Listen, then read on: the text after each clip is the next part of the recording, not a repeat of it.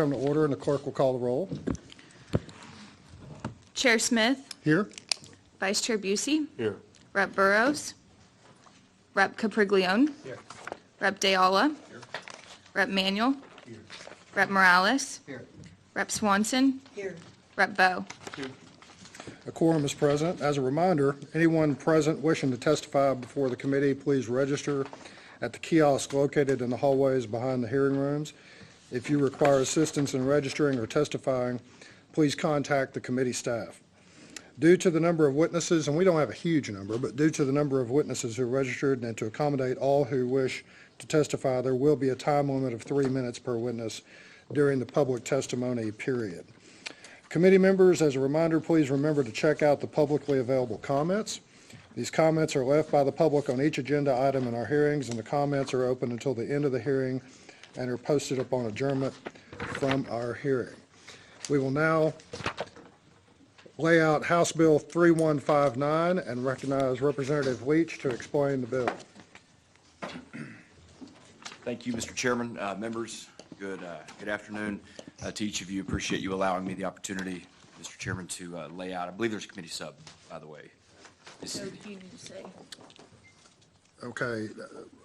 Representative Swanson offers a committee substitute. Members, are there any questions for Representative Leach?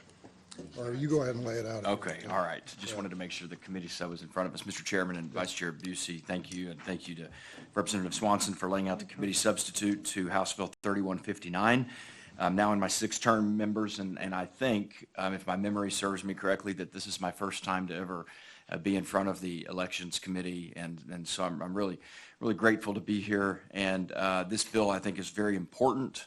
It's a bill I care a lot about. I think it's an important policy change that our state needs to pursue and adopt, and I'm happy to have this opportunity to talk to you about it.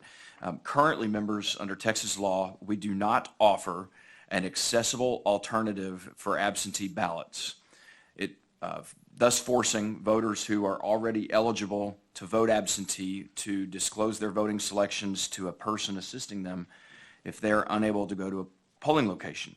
Voters with a print disability are the only category of eligible absentee voters that must be able to go to a polling location if they wish to cast a private, independent, and secure ballot. This bill, House Bill 3159, has been in the works for several years. This creates in statute an accessible absentee ballot system. When applying for an absentee ballot, the voter would indicate in a method established by the Secretary of State's office that they would like to receive an accessible absentee ballot. A ballot would then be sent to the voter electronically. They would utilize accessible technology such as a screen reader to mark that ballot. They would then print it and return it in the same way as any other absentee ballot is returned under current law. We're already doing this for military and for overseas voters. Those voters simply request their absentee ballot. It's delivered to them electronically. They print, fill out, and return the ballot in accordance with the same absentee ballot rules that apply to everyone else. This bill grants the Secretary of State's office rulemaking authority to implement this system. I would note that several other states have already implemented such a program, including Oklahoma, Ohio, Nevada, and a state we Texans like to talk a lot about recently, the state of Florida, among others. The committee substitute language is meant to clarify the intent of the bill and the goal that the bill is trying to accomplish. A couple points that I want to make clear. We are not, by way of this bill, expanding absentee eligibility. These Texans are already eligible. We're simply taking an existing process that has worked for several years for military overseas voters, and we're giving those who need adaptive technology access to that. Members, the most secure ballot, I believe, is the ballot that you cast yourself, and House Bill 3159 ensures that all of our citizens are able to do that, whether they're voting in person or whether they need to vote absentee. We've got a few witnesses here that I think can put more meat on the bone for you, can talk about how this would play out in practice. We have a resource witness from the Secretary of State's office here to answer any technical or logistical questions. We've also got a great resource witness from the Governor's Committee on People with Disabilities.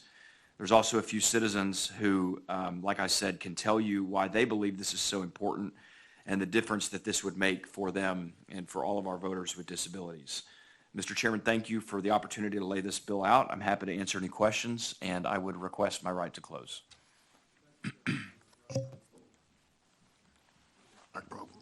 Thank you, Chairman. Your right to close is reserved. And members, do we have any questions of the chairman? Thank you, Chairman. Thank you. The chair calls Alan Vera.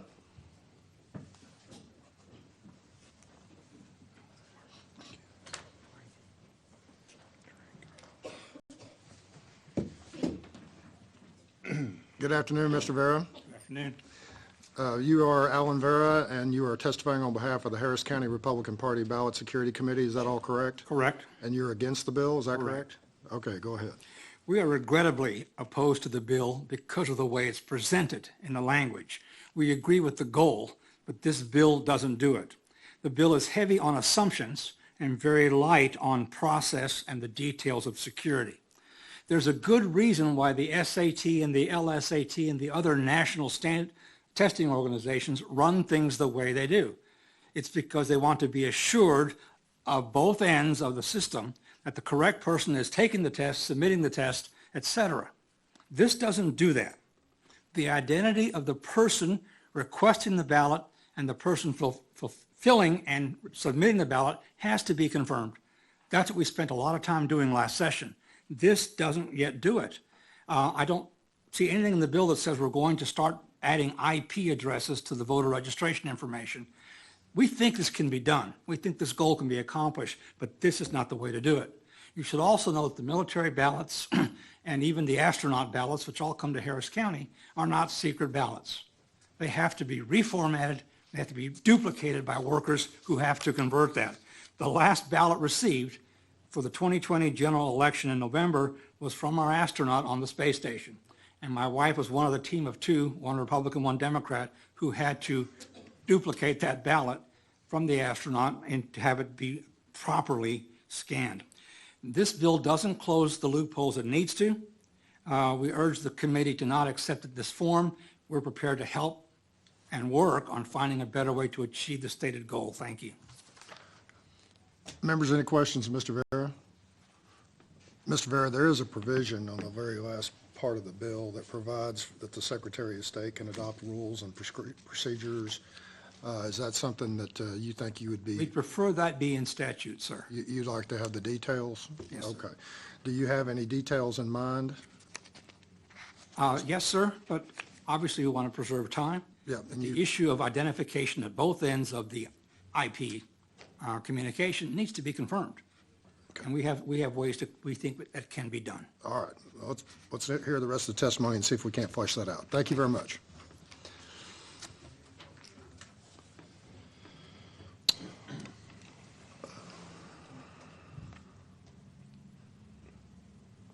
Making sure it's not one of those names. The chair calls Natalie Ibe.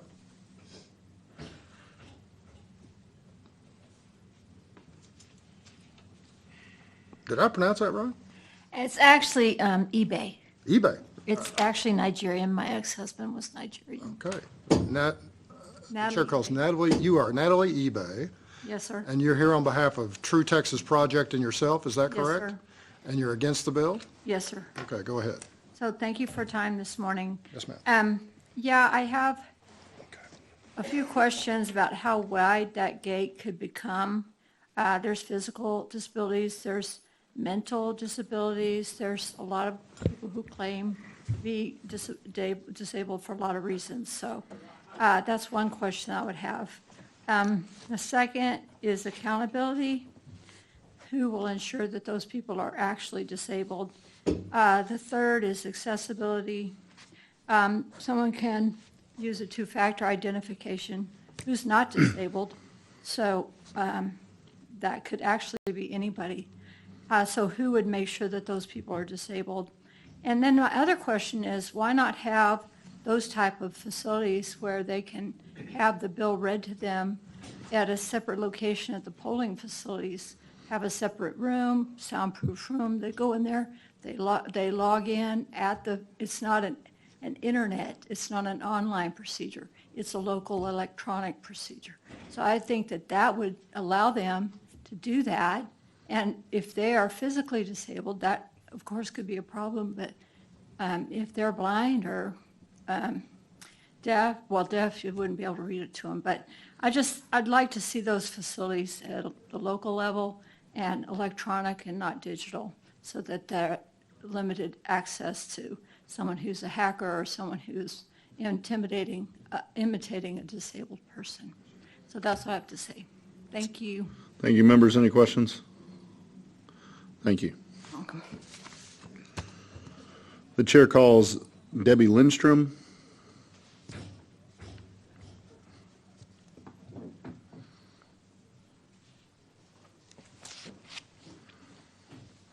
Did I get your last name correct? Lindstrom, yes. All right, let me just confirm. Thank you for being here today. We show you registered as Debbie Lindstrom on behalf of yourself, and you are against the bill. Is that correct? Yes. All right, please proceed. Okay, I'm strongly opposed to this bill. This bill would open the door to more e-voting, which is not acceptable to Texans who want locally controlled elections, and it opens the door for more state control. I've been studying election trends in the 2020 elections. I've taken snapshots of publicly available records and have noticed that our elections are a moving target. In the latest general election, the official Secretary of State voting roster history listed on the state website shows a pattern of voter modifications well past any reasonable period. So, how can we trust them to create this new system? I've included a chart with numbers of the changes, and I've given that to you.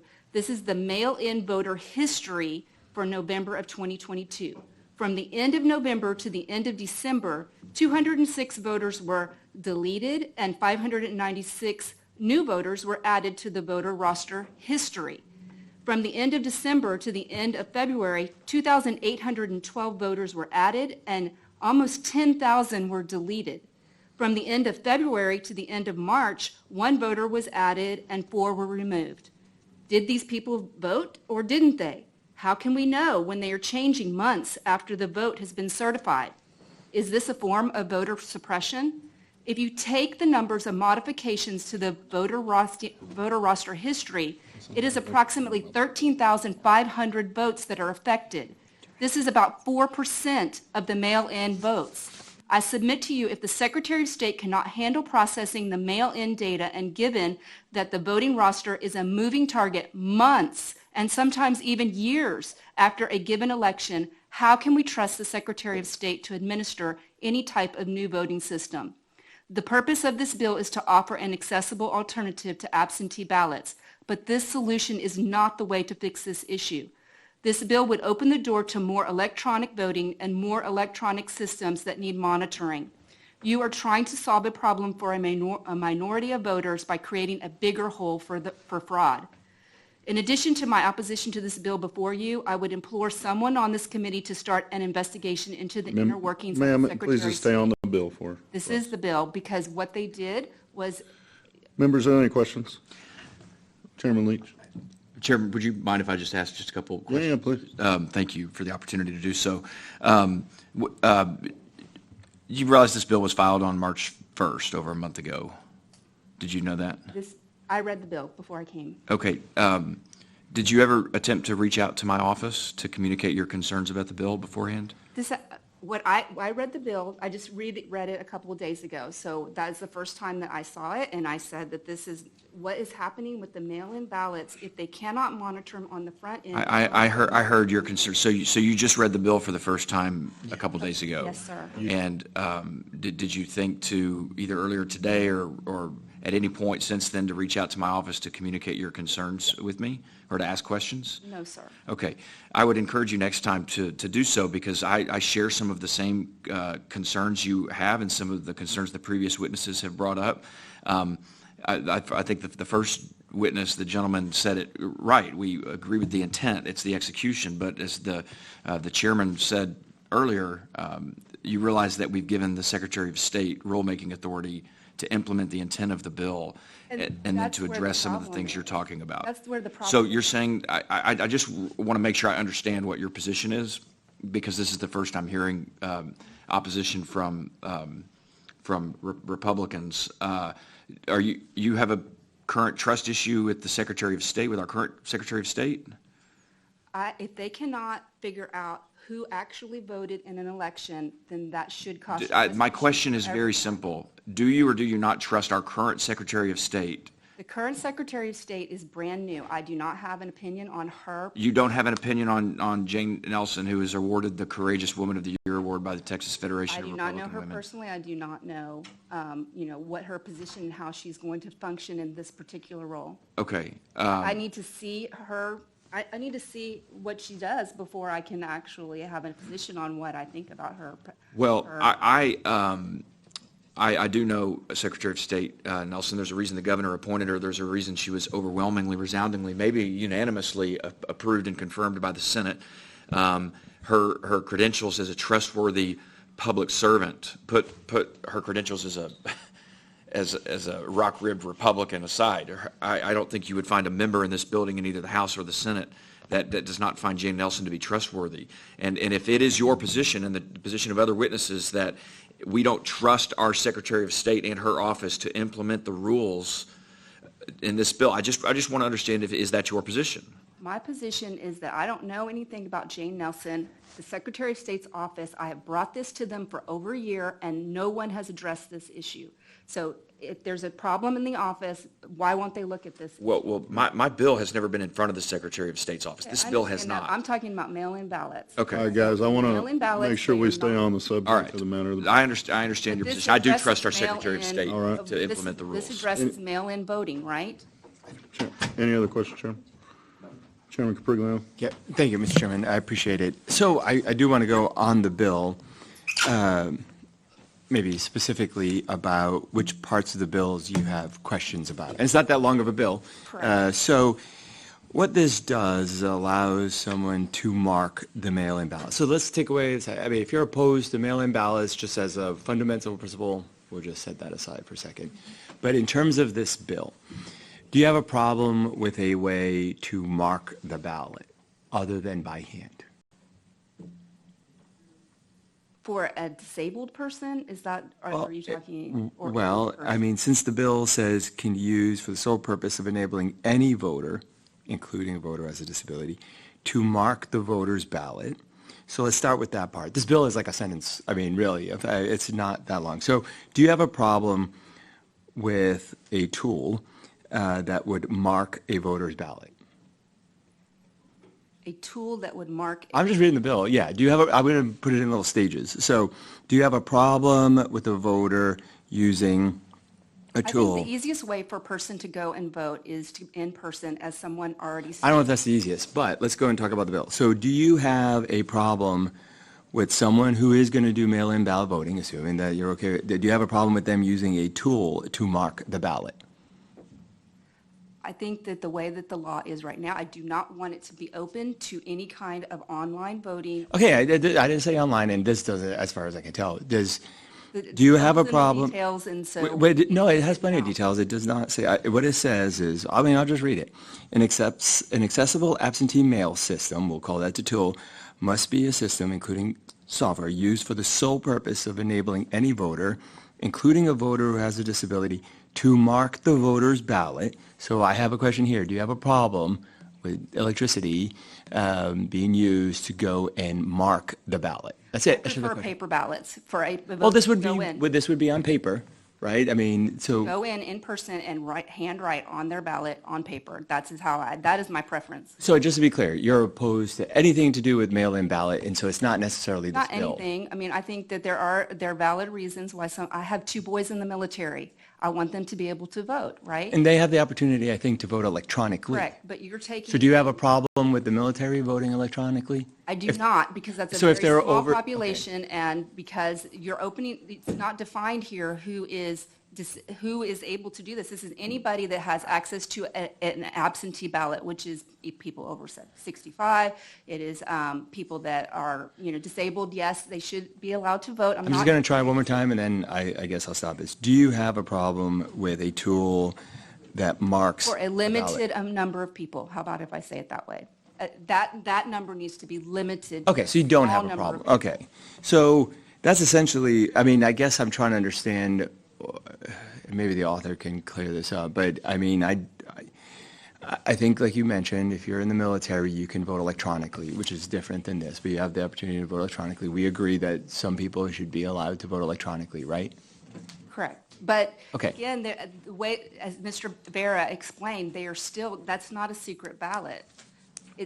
Once they turn in their piece of paper, then that piece of paper is duplicated. I've done that. I'm on the ballot board in my county. What's duplicated? So when a ballot comes in from the military, it is on a regular piece of paper. Mm-hmm. And so it has to be transferred to a ballot that will actually run through the machines that are counting the ballots, right? So it has to be duplicated on that kind of paper. But you're okay with that? Yes, I'm okay with that. Okay. I mean, you have trustworthy people. You usually have a Democrat and a Republican that are watching that process, and I'm fine with that because I Okay. think that's transparent. But it's not secret at that point. Members, any other questions? Hearing none, thank you, ma'am. Mr. Chairman, can I mention one other thing, if you don't mind?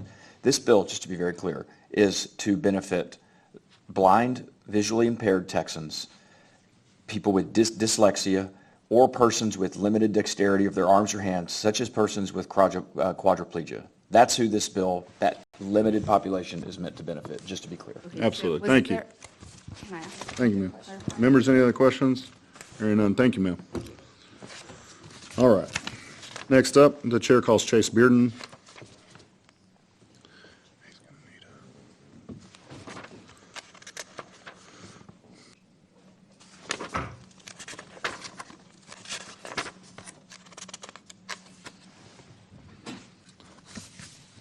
Thank you for being here. Just to confirm, you are Chase Bearden.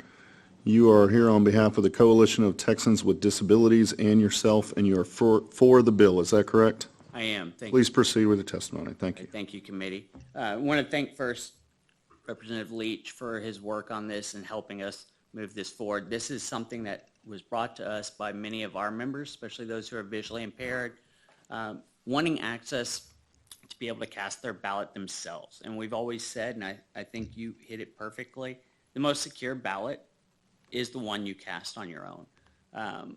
What this does, and it's very simple, we're using the same systems that any overseas person would use through UOCAVA.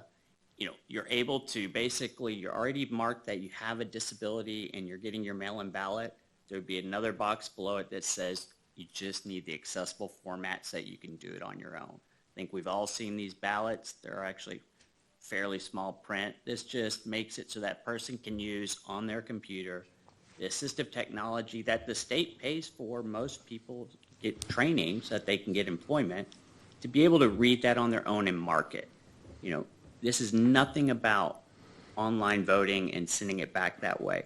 It's just being able to mark and do that ballot yourself without anyone else assisting you.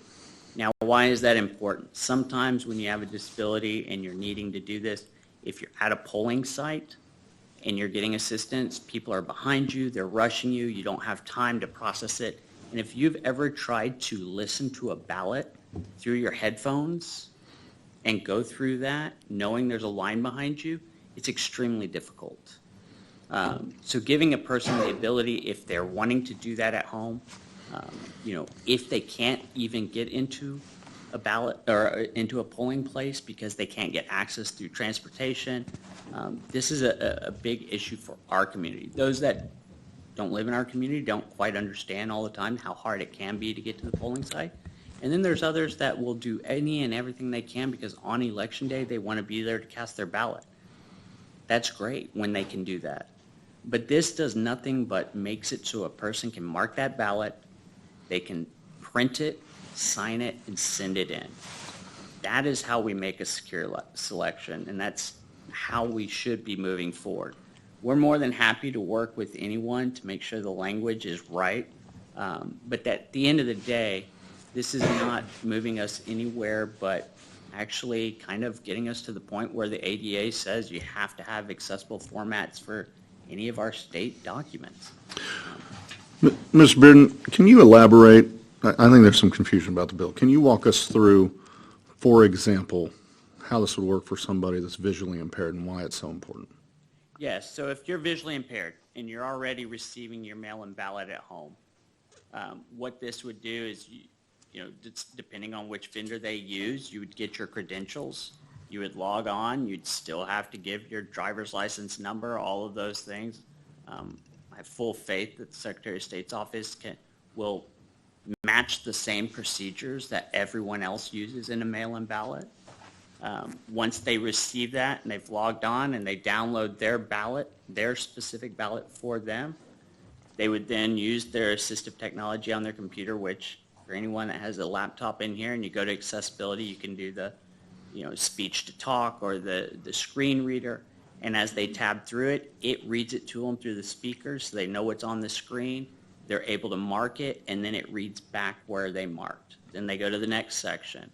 Once they're done, they hit print. This does not save. It doesn't allow you to do anything like that. You can't forward it on. You print it, you sign it, you put it in the envelope or whatever procedure that the Secretary of State's office brings forward, and then you mail it back like everyone else. Now the comments that it's not going to be a secret ballot because someone's going to have to take it, I have faith that when my ballot gets there, that they're going to do it right and transfer it over.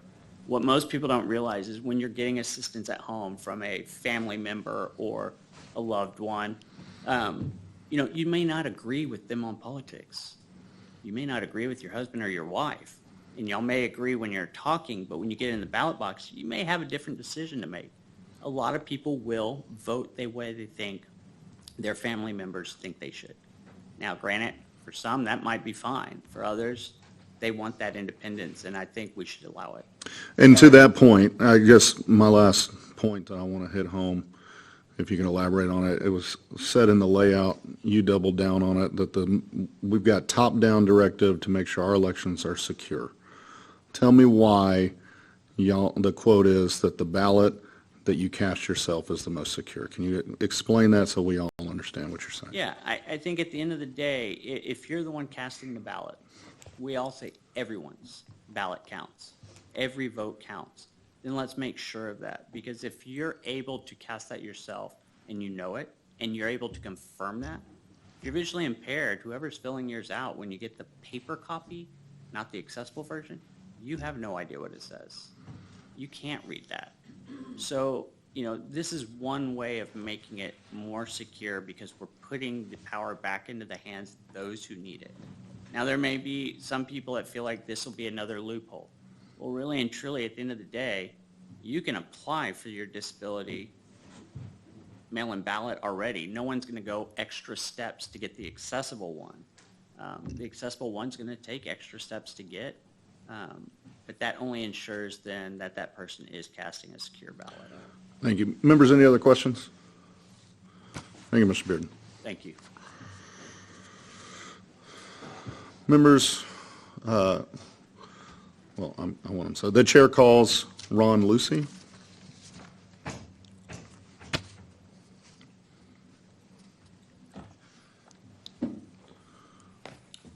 Just to confirm, you are Ron Lucy. You're here on behalf of the Office of the Governor, Texas Governor's Committee on People with Disabilities, and you are neutral on the bill and here as a resource witness. Is that correct? Yes, sir. So I am Ron Lucy. I'm the Executive Director of the Texas Governor's Committee on People with Disabilities. For those of you that may not be familiar with our committee, we are a 12-member committee made up of members appointed by Governor Greg Abbott. At least 7 of our members are Texans with disabilities, and our primary function is to provide policy guidance to the Texas Legislature and to the executive branch of government. In past biennial reports, we have carried accessible elections policy recommendations to recommend that all phases of the election from end to end are accessible so that voters with disabilities can cast an independent, secret, and secure ballot. I do have unique qualifications to serve as a resource on this bill. I am a voter who's legally blind. I have a vision impairment. The first time I voted was in 1986. However, the first time I voted independently was not until the 2000s when our county obtained the E-Slate voting system that would allow me to, for the first time, cast an independent secret ballot. My bona fides on elections, I served on the Secretary of State's first election advisory committee to develop rules for accessible voting in the early 2000s. I've served on 2 election study groups at the county level to develop specifications for accessible voting systems, and I have also served on the first election study group to get our county's first accessible voting system. I also served as a past digital accessibility coordinator for 5 health and human service agencies, providing accessibility testing, training, and consulting for those agencies. So I have experience using screen reader assistive technology every day in my job and understand the tremendous importance that providing an opportunity for a voter who has a disability to be able to cast their own independent ballot, how important that is for them. Looking at this very short bill, it does, I think people are interpreting it the same way I do. This is simply a different way to mark a ballot. Some people may mark a ballot with a pen. Some people may mark a ballot with a different type of pen. For me, I would use assistive technology to read the ballot to me out loud, and I would mark the ballot by hitting the space bar on the computer to mark that radio button for that one candidate, or arrow down or tab down to the next one. I also have a family member in my household who has cerebral palsy, and that family member would also be challenged to mark a ballot by pushing a ballpoint pen, and that family member uses a computer to fill out forms and mark things as well. So this would provide an opportunity. My own personal preference is to always vote in elections at my precinct, but I should have the same right as anybody else if I'm going to be absentee, not present on election day, or if I have a health care issue that would keep me from being able to vote in person. Having the option to cast an independent secret ballot should be the same right that anybody else has. I welcome any questions. If this bill were enacted, the Governor's Committee would certainly welcome the opportunity to serve as a resource to the Secretary of State to develop robust rules around the provisions of this law to make sure that all Texans can have the same franchise, the same right to cast an independent secret ballot. I welcome any questions you have. All right, thank you, sir. Vice Chair Busey. Yeah. Mr. Lucy, in 2019, the Governor's Office put out a disability recommendation list for the 86th Legislature. Can you explain what the recommendations were regarding accessible mail-in ballots at that time? Yeah, at that time, we also recognized the pilot program that the Secretary of State had to help overseas military voters cast their ballot digitally. And our recommendation was, as stated, to have all phases of the election process, from voter registration to voting, including absentee, to be fully accessible to people with disabilities. Now, this is somewhat different than what we see for overseas military voters who, in some of those solutions, are casting their vote digitally. This is literally marking your ballot, printing it out, and mailing it in like anyone else. In fact, with DREs in most precincts, we don't vote on our voting machine. We mark our ballot, and it's the precinct ballot counter that counts our ballot when we feed it into the machine. So all of us are using a different means of marking our ballot with most of the major voting systems that we have in Texas. When you likely go to your precinct to vote, you're using a touch screen. I use the headphones when I vote so I can hear the ballot, and I use a keypad that pulls out that allows me to mark my ballot. I'm not actually voting at that point. I'm simply marking my ballot. It gets printed, and then when I feed it into the precinct ballot counter, that's when I'm voting. And so most of us are already using technology to mark our ballot. This is just allowing voters with disabilities who are voting absentee to have that same privilege to mark their ballot using their own assistive technology. Thank you so much. Thank you, Mr. Chairman. You're welcome. Representative, you have Representative, or Chairman Capriglione. Great. Thank you, Mr. Chairman. Thank you for being here. And I sincerely apologize for my naivete when it comes to how these tools are used. But for this system, if you're going to have it at home, I mean, is it purchased? Is it how does someone get access to this? So assistive technology that people with disabilities use is either native to the operating system. As Mr. Bearden said earlier, the Windows operating system has a screen magnifier called Magnifier. You just type it in the run box of your Windows computer and it will come up and enlarge the viewport on your screen, or Narrator, which is a free screen reader. And then there are higher quality assistive technologies like the JAWS screen reader that is kind of a market leader. Even your iPhone has a screen reader called VoiceOver. If you were to tell Siri to turn on VoiceOver, and I hope I don't do that for everybody in the room, your phone would begin talking to you. And as you touched your emails or your text, it would read it out loud. There are certain gestures that people who are blind use to scan through the information on their iPhone. So technology is the great equalizer. They say that technology makes life better for people, but it makes life possible for people with disabilities. And this just allows people to use the tools that they already commonly use to perform other tasks of daily living, paying their bills, accessing the news, whatever tasks they do, but using their assistive technology for this one final task. I know what it's like to have to depend on others to read the ballot to me, because I had to do that for over a decade. And I've even had experiences where people read the ballot or marked my ballot incorrectly. And I caught it when I asked them what happened to that one ordinance or whatever that, received a lot of media attention, and I didn't hear them read it to me, and they said, "Oh, don't you remember you voted this way," which I certainly wouldn't have. And so I guess my point is, to reiterate, this makes elections more secure. The only person that knows how I want to vote is me, and this ensures that, like many other voters with disabilities, we get to reflect our intent by marking our ballot independently. Great. Thank you for that. Appreciate it. Thank you, Representative. Any other questions of this witness? Thank you, sir. You're welcome. Appreciate it. The chair calls Christina Atkins. Nope. Oh, you can go on. You can.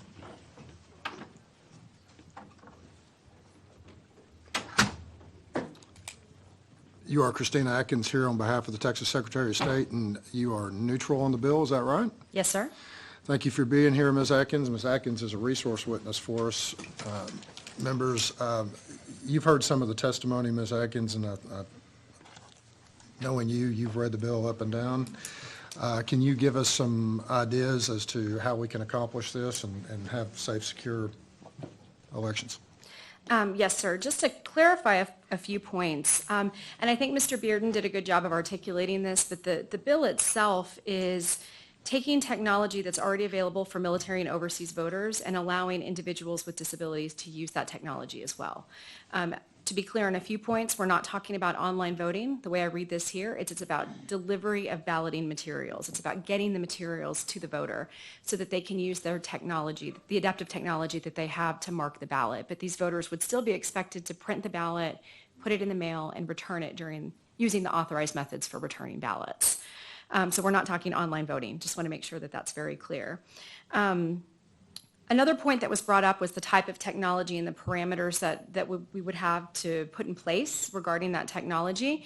With respect to military and overseas voters, a lot of counties actually already use similar systems right now. So for those folks, it's just a matter of adding some additional users to the technology that they already have. When this first started to come about with the military and overseas voters, our office looked at a lot of the different vendors that were out there, and we wrote letters, indicating if a certain vendor was compliant with what we believe state law required with respect to this issue. And so when I see the language in here that says that the SOS shall adopt rules and prescribe procedures for implementation, my plan, if I'm the one that's making the decision on this, my plan is that we would create a similar approval process for the technology that's out there so that we could put some parameters in place to make sure that the systems that are out there, if a county wants to procure one of these systems or utilize some of these services, that it's as secure as it needs to be and compliant with what we believe Texas law outlines. And how long do you think it would take? Do you have a ballpark guesstimate on that? I actually don't think that it would take that long because this technology is widely used in other states and other jurisdictions, and so it's just a matter of defining some of those parameters. The primary one that I see that needs to be in place is that making sure that voter data is not transmitted over the internet, so that it's just they're receiving those materials, but they're not sending anything back. That's the primary issue that we would want to address, and I'm sure there's some other security parameters that we would want to put on there. We want to make sure that vendors that provide the software are operating with the highest security standards possible. But I think this is something that's already done, so it's a matter of just taking the defined vendors within the community, receiving demonstrations, and then providing parameters to them, and maybe coming up with an authorized list of users. Okay. All right. Members, any other questions? Vice Chair Busey? Just a real quick question. Would there be any federal aid or support for a program like this to implement? That's a great question. I know right now that there are some federal grants that are available for individual or for counties for using this technology with their military and overseas voters. It's typically the same system. You would just be adding additional users to it. So if some of the counties have taken advantage of some of those federal grants to implement that technology already in their county, then it's just a matter of the cost of adding additional users to the system. Awesome. Thank you. Ms. Swanson? Yes, thank you. Appreciate you being here. So I'm, as others say, I'm on board with this concept. Really want to listen to all sides, make sure that that we have it well designed, and Chairman Leach certainly has been trying to work with everybody on making sure that it's well done. So I have some sincere questions. Okay, now my understanding, correct me if I'm wrong, is you or anyone receiving these requests, the election administrators, county clerks, have no right to question whether the person really has a disability and what kind it is, right? That's a great question. So the requests would be going to the counties because they're the ones that Right. mail out ballots. And that's correct. Yes, ma'am. So if somebody indicates on their application that they meet the eligibility requirements and they want to receive their ballot through this method, that the county would have to provide it that way. If there were some move to get a lot of people to apply for this that weren't eligible, and all of a sudden massive numbers or an unusual number of these applications come in, what could be done is there anything at all that could be done to make sure that it's not being abused? That's a good question. So I would say that our election officials are very good at spotting patterns or noticing things that are out of the ordinary when it comes to things like ballot by mail or voter registration issues. I think we also, as we heard earlier, have some community members that pay a lot of attention to this issue and notice data trends. And so I think that if there were some unusual activity in that area, these are things that, issues that could be raised if we believe that there's some kind of criminal activity going on where somebody's using this improperly and violating the law. Those are issues that could be investigated by a local county or district attorney or even the attorney general's office. But would they have the ability to? Because if you can't question the disability and you get far more applications, which of course none of us want, we want the right people doing this, would they even have the right to investigate? Like, how do we make sure that you could even do anything, even though, yeah, you see the pattern, like, oh, wow, this huge jump, but what can you do about it? So what this reminds me of is a situation I believe it was in Dallas County about 4 or 5 years ago, where they had somebody that was improperly marking the assistant box. They were going around and they did hundreds of applications, marking themselves as the assistant, and it's something that the county became aware of. They noticed that when they were processing their mail ballots, and there was litigation with respect to this issue. They actually ended up segregating some of those mail ballots, and the courts, played a role in determining how those ballots were counted and processed, because it was very clear that there was some kind of misuse going on.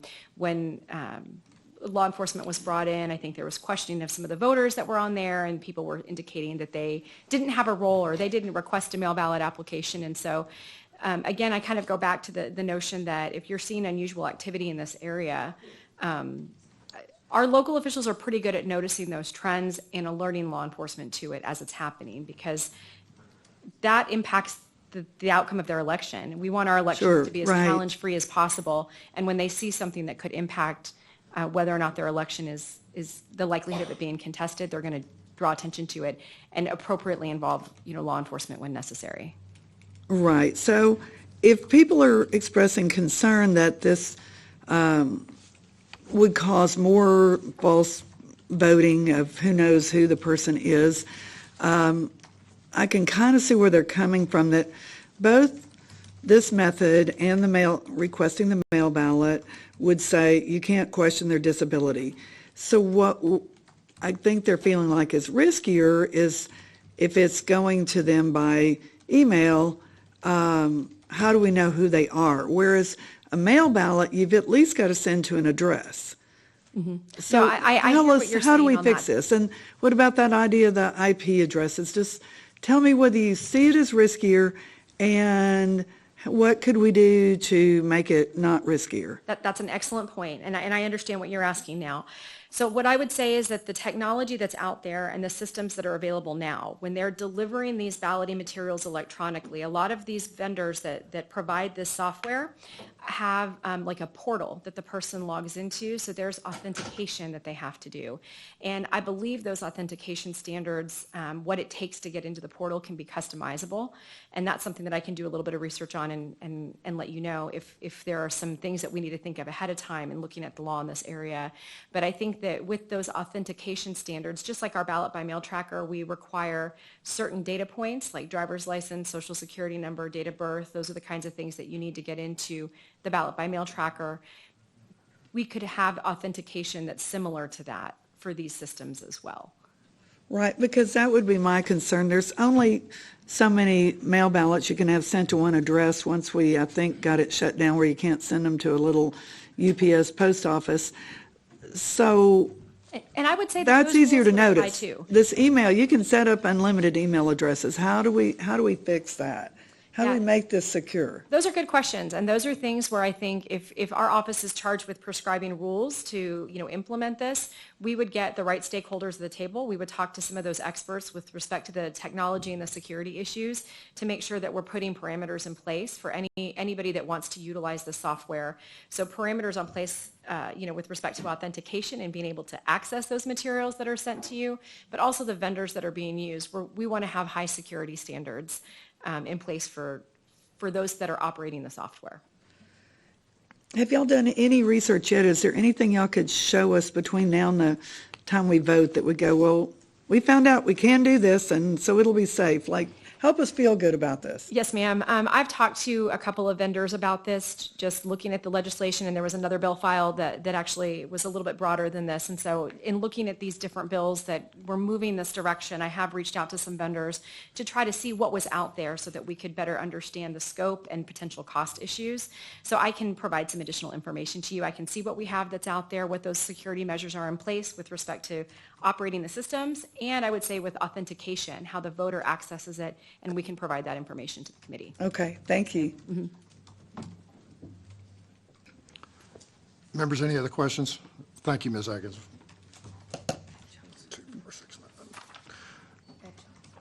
The chair calls Ed Jones. Johnson, excuse me. 2469. I don't know how I got that wrong. New witness.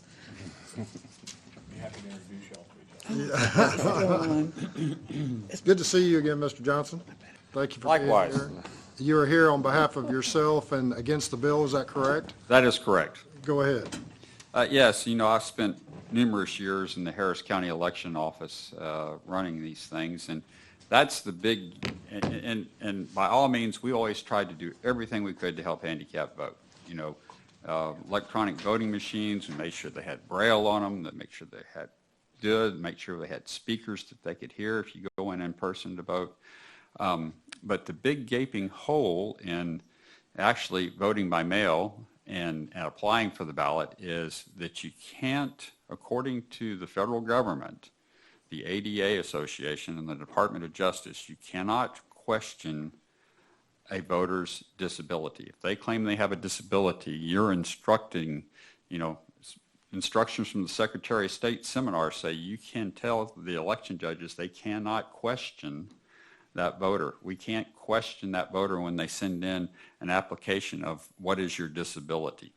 So that's the big gaping hole in this. There is zero enforcement to it. And if someone wants to abuse this, they can do it. And there's nothing that the election administrator, to your question, Representative Swanson, there's nothing the election administrator or county clerk can do to not count those ballots. When they send those applications out, and even if they see a pattern, those ballots are going to be counted because they're the legitimate ballots that came back. Now, on this process of sending the ballots out email, all the overseas ballots, I will tell you, their, I guess, secret ballot has been done away with. When you send these out and it's printed off of a printer and mailed back to the voter registration office, that is not an official ballot that the scanning machine would accept. So as described earlier, you have to copy that onto an official piece of ballot paper. And all the documentation that came with the original ballot is kept with that ballot that you have now just duplicated to run through the scanning machine.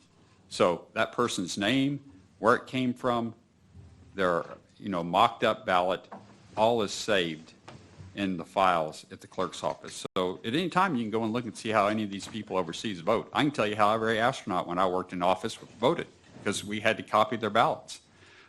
So that's what you're going to put onto these handicapped people. You'll know exactly how they vote because the secret ballot will be done away with in this process. So it's a problem. And I have two cousins that are actually blind, seeing eye dogs type blind. They can't navigate at all. And when they get documents and everything, they have the ability to have a scanner that scans it.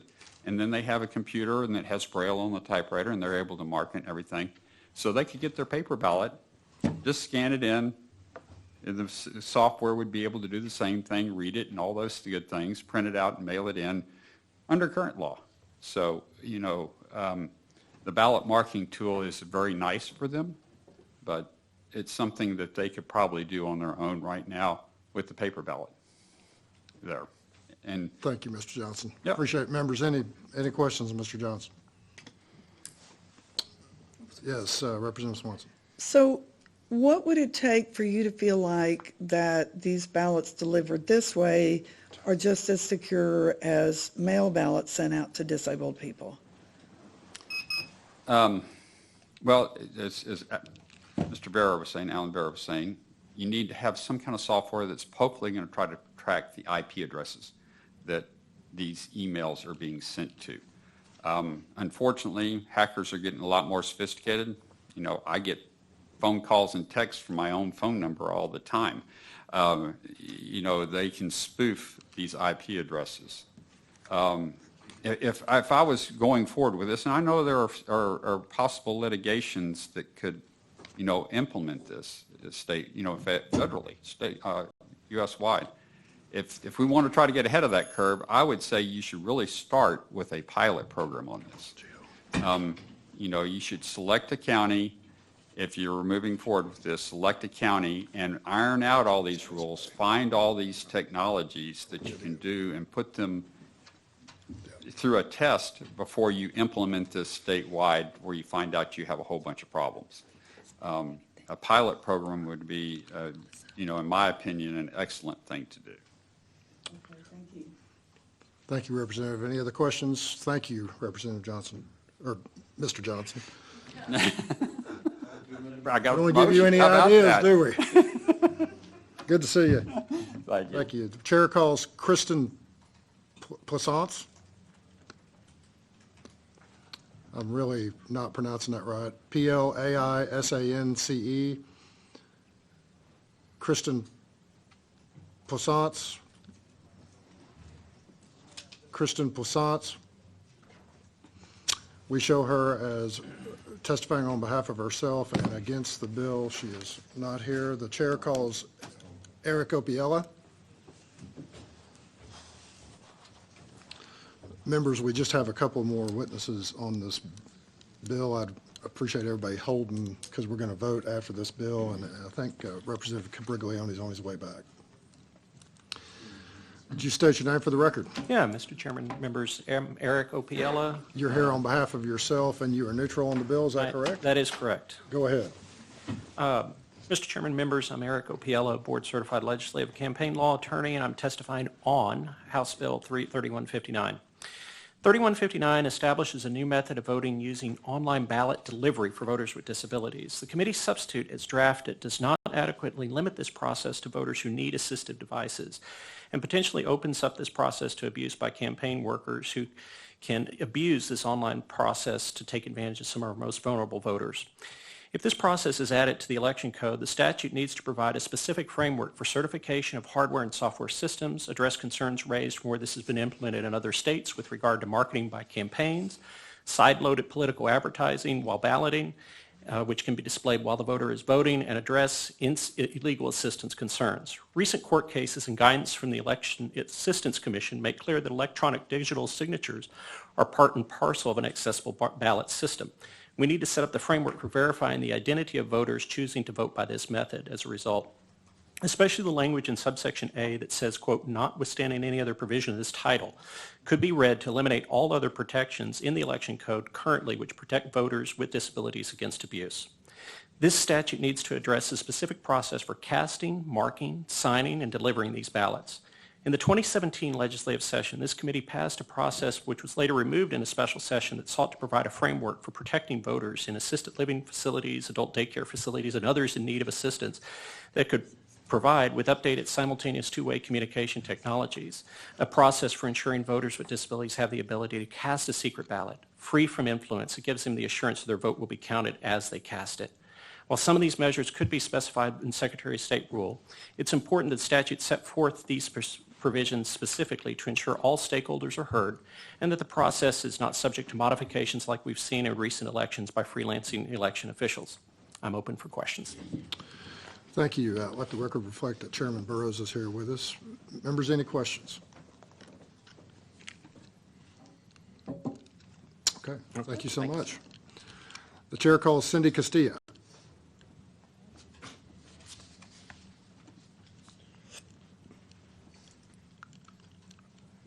Okay, thank you, Mr. Chair and Your committee name is members. Cindy Castilla? Cindy Castilla. Hold on just a second. You're here on behalf of the Texas Eagle Forum and yourself, and you're against the bill, is that right?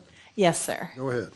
And I was not planning to testify, but, and I appreciate the last neutral testimony. It contains some of our same questions. The bill itself says enabling any voter, including a voter who has a disability. Now, I know you did a substitute, so did you take out that any voter language on the substitute? Because we don't have a chance, don't have that. It's line 14 on the original. Ma'am, I think that Oh, okay, But- okay. we can certainly recognize the chairman, though, if you'd like to answer that question. So Cindy, you don't have the committee sub in front of you? I do not. Because yes, that was changed in the committee. So the any voter is gone. It's now enabling a voter who has a disability and needs assistive technology for marking or reading the ballot. Okay, so you're limiting it there, but then what happens when you, and I know I can't ask you a question, so I'm just saying my concern Expression. would be that in 82.002, we've got things included there like the person is afraid of injuring their health, and so they're not going to go vote. I think that opens it wide for abuse by people who do not need to use a system like this. And I think it could overwhelm the system when you open it that wide. So I think that section has to be taken care of. It's pretty open.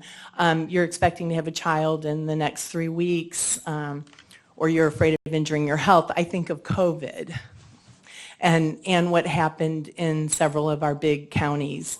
As far as collecting votes in unusual ways and with suspect results in some cases. And so not even considering electronic fraud, we've got just this concern that people will abuse this. Okay, ma'am. Thank you very much. That's it. Thank you. Yes, ma'am. Members, any questions, Ms. Castilla? Thank you so much. Is there anyone else who wishes to testify on, for, or against House Bill 3159? Seeing no one, the chair recognizes Representative Leach or Chairman Leach to close on House Bill 3159. Thank you, Mr. Chair, Vice Chair Busey, and members. Appreciate you allowing me the opportunity to lay out this committee sub. The intent of the bill is clear. This population of Texans deserves for us to lock arms with them and to figure this out. Some good questions have been presented today. Some understandable concerns have been expressed. And I, like always, have an open door, wide open door to work with anyone, with the Secretary of State's office and with you to perfect this. I think we need to do this. I believe very strongly we need to do it, and we need to do it now. And I look forward to working with you, Mr. Chairman, to effectuate the intent of the bill. Thank you, Chairman. I appreciate you bringing the bill. Vice Chair Busey. I just want to say, Chairman Leach, thank you so much for working on this. What we're trying to do here is have a more secure and also more accessible ballot for Texans with disabilities to be able to participate in this process. So thank you for your leadership on the bill. Happy to find a solution with it. Any other questions, members? Thank you, Chairman. Thank you, Chairman. The committee substitute is withdrawn. If there is no objection, House Bill 3159 will be left pending. I hear no objection. House Bill 3159 is left pending. Members, now that we have everyone here, we'll now vote out several bills which we have heard in previous hearings. The chair lays out, is everybody prepared?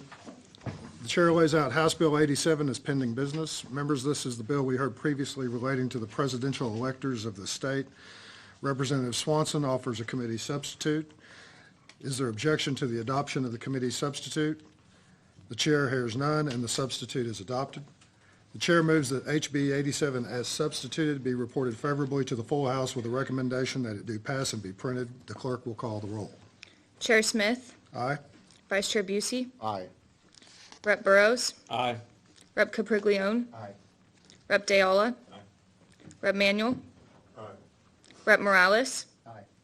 Rep. Swanson, Aye. Rep. Vo. Aye. 9. There being 9 ayes and no nays, the motion prevails. The chair lays out HB 1003 as pending business. Members, this is the bill we heard previously relating to ineligibility to serve as a poll watcher. Representative Burrows offers a committee substitute. Is there objection to the adoption of the committee substitute? The chair hears none, and the substitute is adopted. The chair moves that HB 1003 as substituted be reported favorably to the full House with a recommendation that it do pass and be printed. The clerk will call the roll. Chair Smith, Aye. Vice Chair Busey, No. Rep. Burrows, Aye. Rep. Capriglione, Aye. Rep. Deola, Aye. Rep. Manuel, No. Rep. Morales, Aye. Rep. Swanson, Aye. Rep. Vo. There being 6 ayes and 3 nays, the motion prevails. The chair lays out HB 2800 as pending business. Members, this is the bill we heard previously relating to meetings of a county election board. The chair moves that HB 2800 without amendment be reported favorably to the full House with a recommendation that it do pass and be printed. The clerk will call the roll. Chair Smith, Aye. Vice Chair Busey, Aye. Rep. Burrows, Aye. Rep. Capriglione, Aye. Rep. Deola, Aye. Rep. Manuel, Aye. Rep. Morales, Aye. Rep. Swanson, Aye. Rep. Vo. Aye. There being 9 ayes and no nays, the motion prevails. The chair lays out HB 386 as pending business.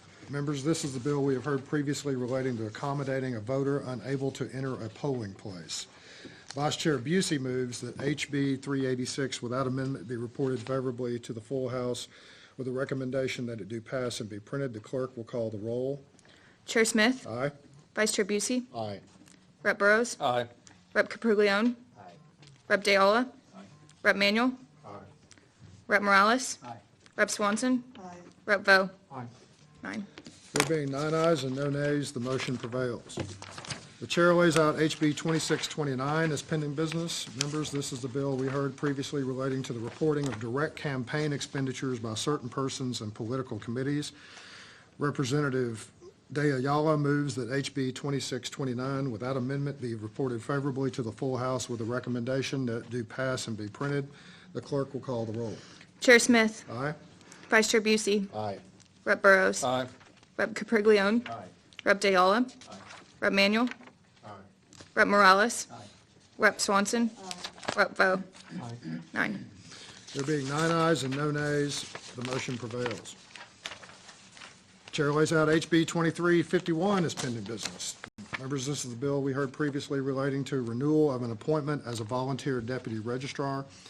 Vice Chair Busey moves that HB 2351 without amendment be reported favorably to the full House with a recommendation that it do pass and be printed. The clerk will call a roll.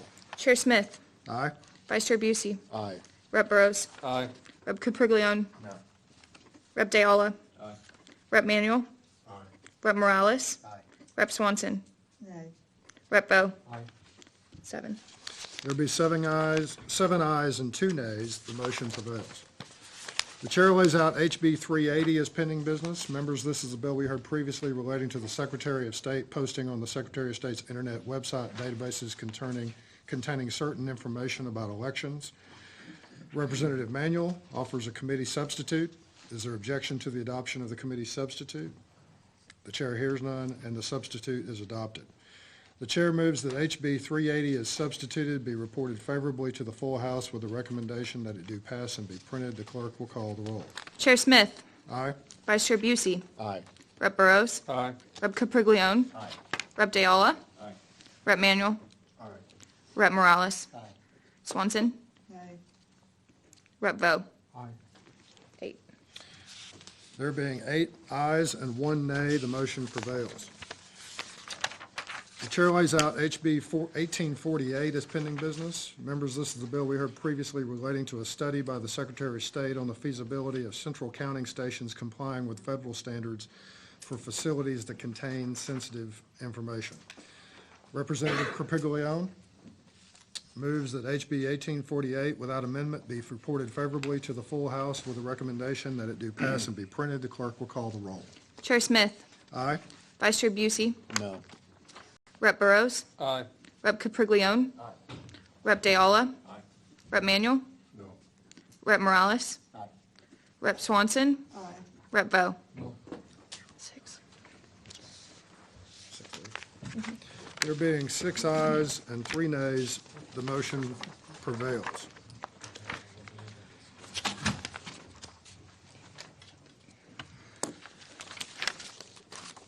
Thank you, members, for everybody being able to make it here and get some of these things voted out. I appreciate it very much.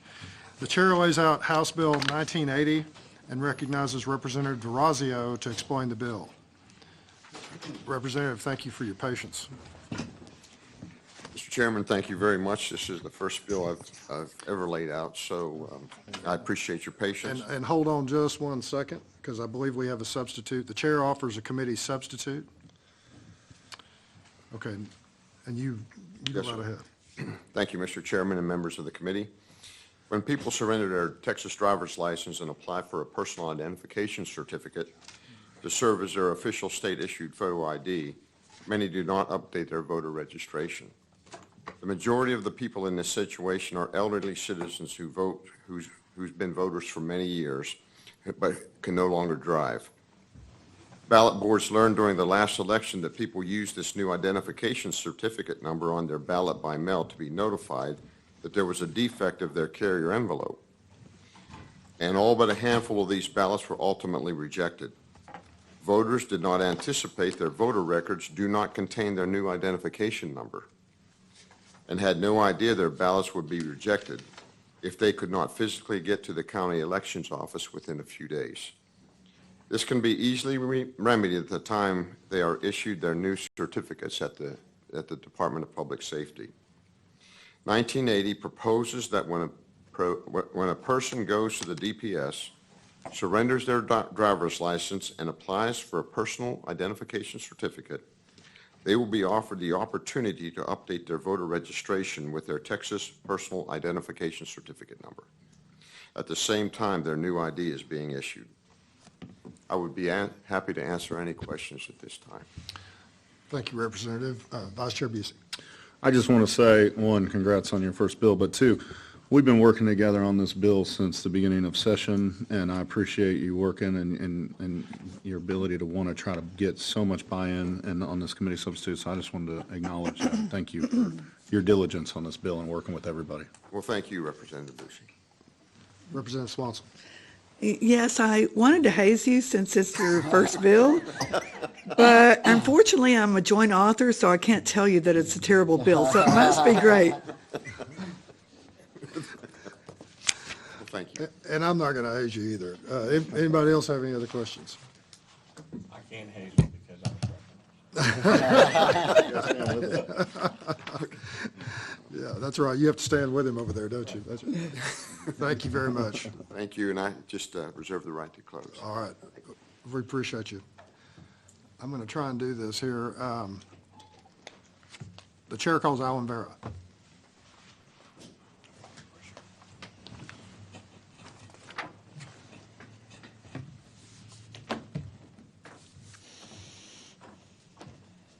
Sir, you are Alan Vera, and you're here on behalf of the Harris County Republican Party Ballot Security Committee, and you are neutral on the bill, is that right? That's correct.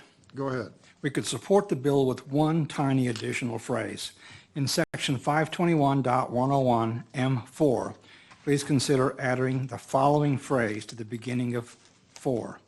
If that person still meets the qualifications to be a registered voter in the state, and continue what you have.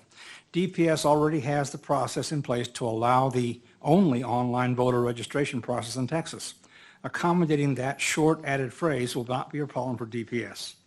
We don't want DPS to inadvertently cause an unqualified person to mistakenly believe they're qualified to submit a registration form just because somebody from DPS handed it to them. Belt and suspenders. With that small edit, we could support HB 1980. Thank you. Members, any questions? Thank you, Mr. Vera, for your input. The chair calls Cindy Castilla.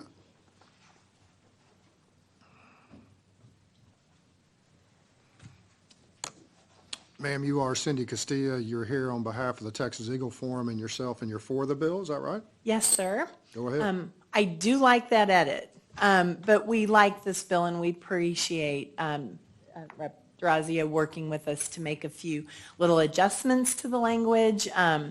We don't want our elderly people disenfranchised from voting just through an accidental situation, and not all counties, most counties don't help their votes get counted when they run into this. So we appreciate the effort to keep them as voters. Thank you. All right. Thank you, ma'am. Members, any questions? Thank you. The chair calls Karen Marshall. Your name is Karen Marshall, and you are here on behalf of yourself, and you're for the bill, is that right? Yes, sir. And I was invited testimony. Okay. I guess I didn't put that. Let's see. I don't know if that's something that, hold on just one second.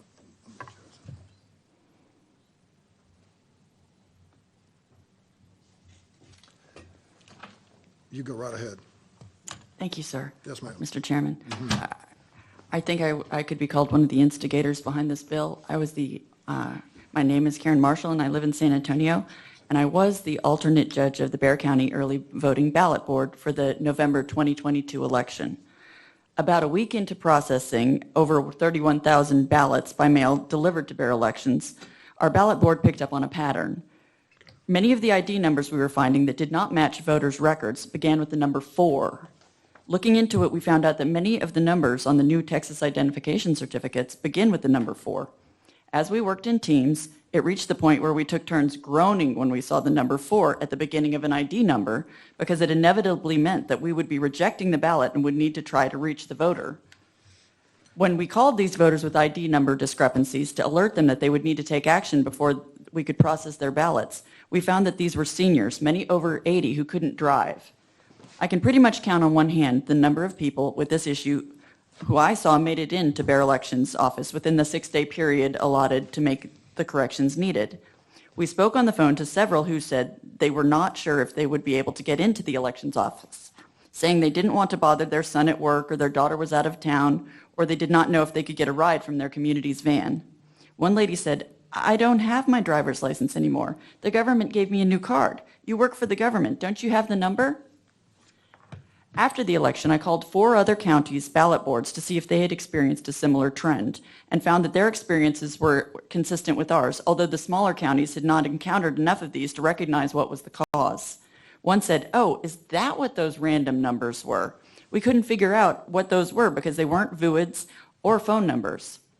Representative DeRazio's HB 1980 will by and large help elderly voters who have been voting for many years, have not moved, registered to vote many years ago, and no longer drive.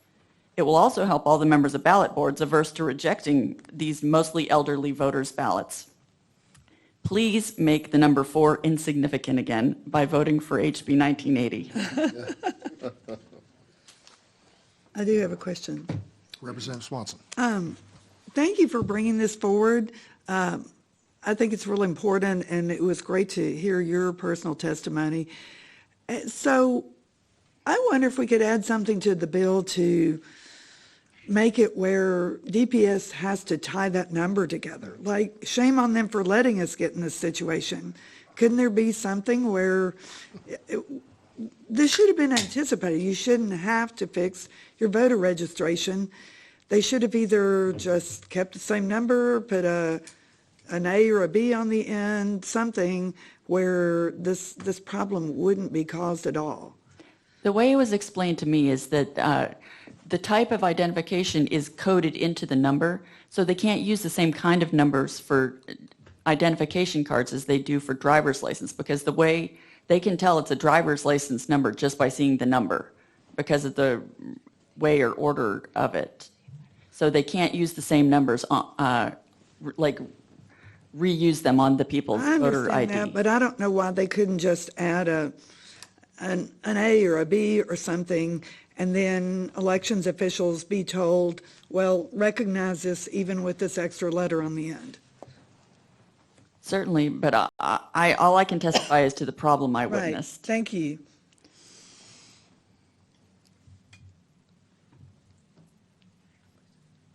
Members, any other questions? All right, thank you, Ms. Marshall. The chair calls Dr. Susana Carranza.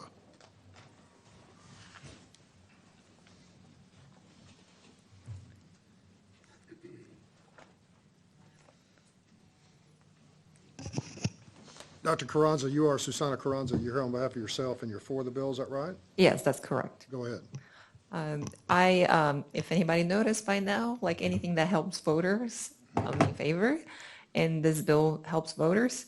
I was a little bit, I wasn't sure if there was a sub or not, but the only thing that, if there was a change in the original text of the bill, is that instead of having to fill out a form, that the process be more automated, and, you know, if the DPS is issuing an ID, why does the voter even have to do anything else? It should just automatically change, but helps the voter. I'm for it. Thank you. Thank you, Doctor. Members, any questions? Thank you for being here, Ms. Carranza. The chair calls Rebecca Hibbs.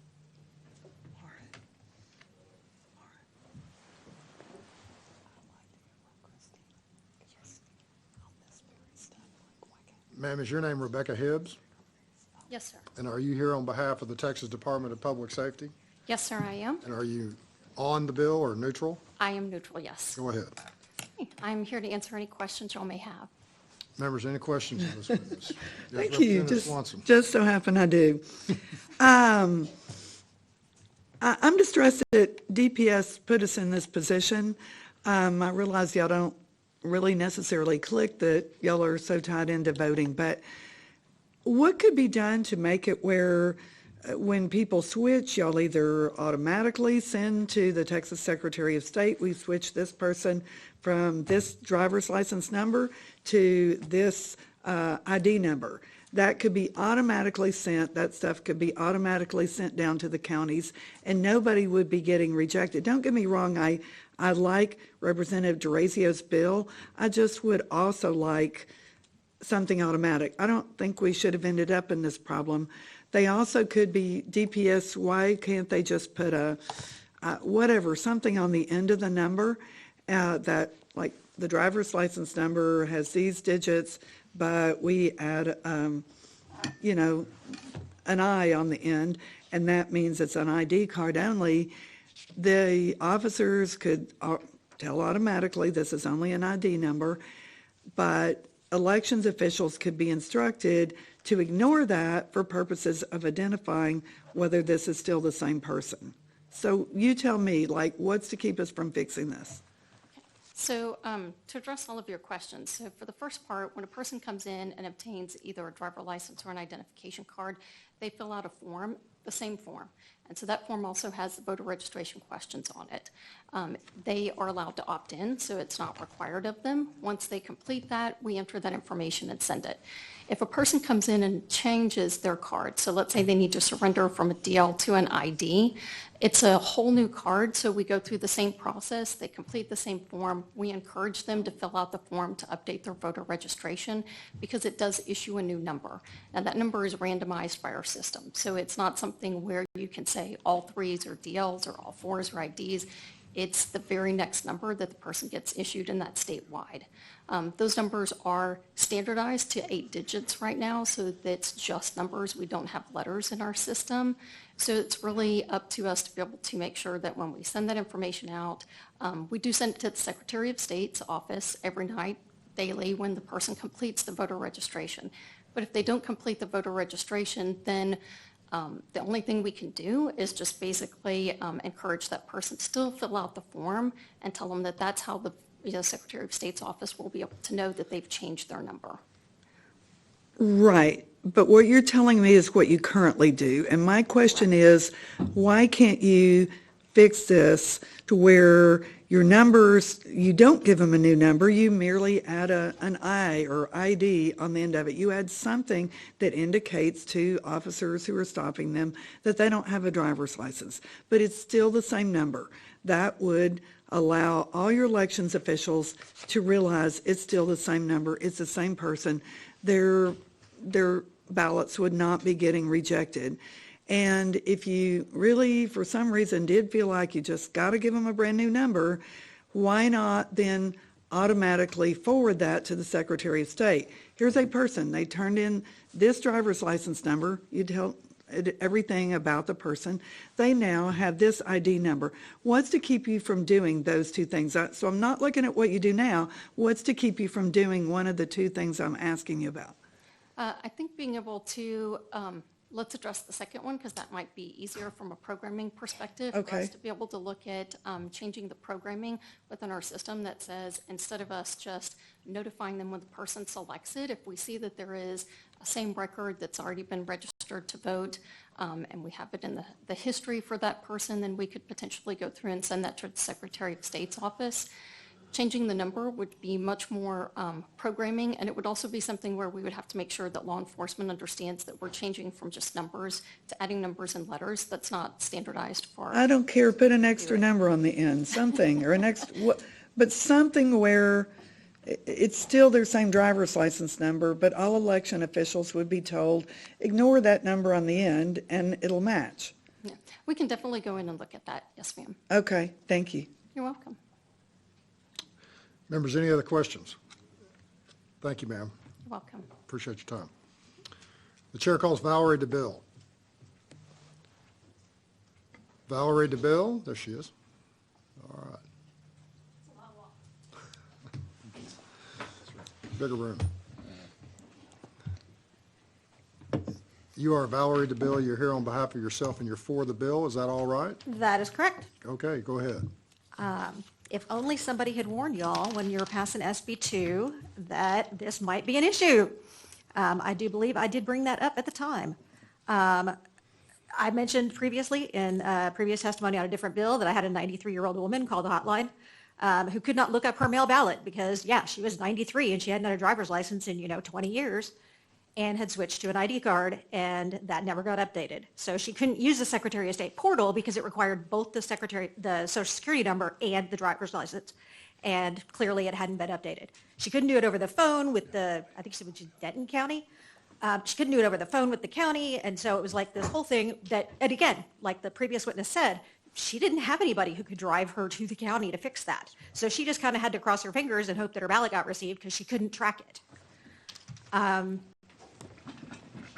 Another issue that is related to this is that, like the DPS witness said, if somebody is already registered to vote, there is no reason that they would think they needed to check that box when they're getting a new card.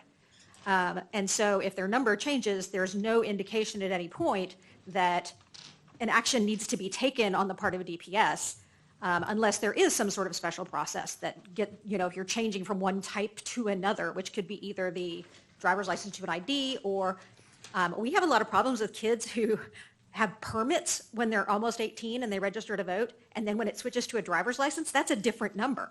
And so that doesn't get updated. So there's a bunch of different types of ID, and then there's the election identification certificate, which is also, all of those have the same number of digits, but they're all different formats of number.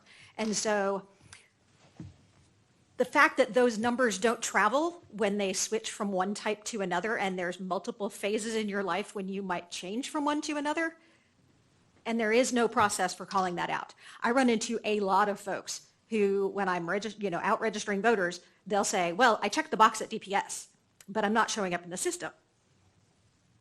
And I don't know what to tell them, because if they check the box, they check the box, but we don't know what the point of failure is on that. It might be that they didn't really check the box. It might be that they moved from maybe a driver's license to an ID or something like that, and the numbers just don't correspond anymore. And so when you look yourself up on the Secretary of State's voter lookup, one of the options is driver's license and date of birth. And that's the easiest way to do it because there's no typos. But it's also, if it's attached to a different type of number, it's useless. Thank you, Ms. DeBille. Members, any questions? Thank you for your input. The chair calls Christina Atkins.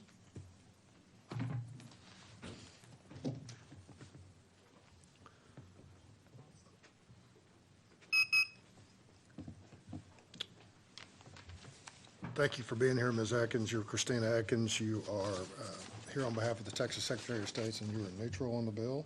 Yes, sir. We have a resource witness. Members, y'all have any questions? I do. Representative Swanson. Thank you.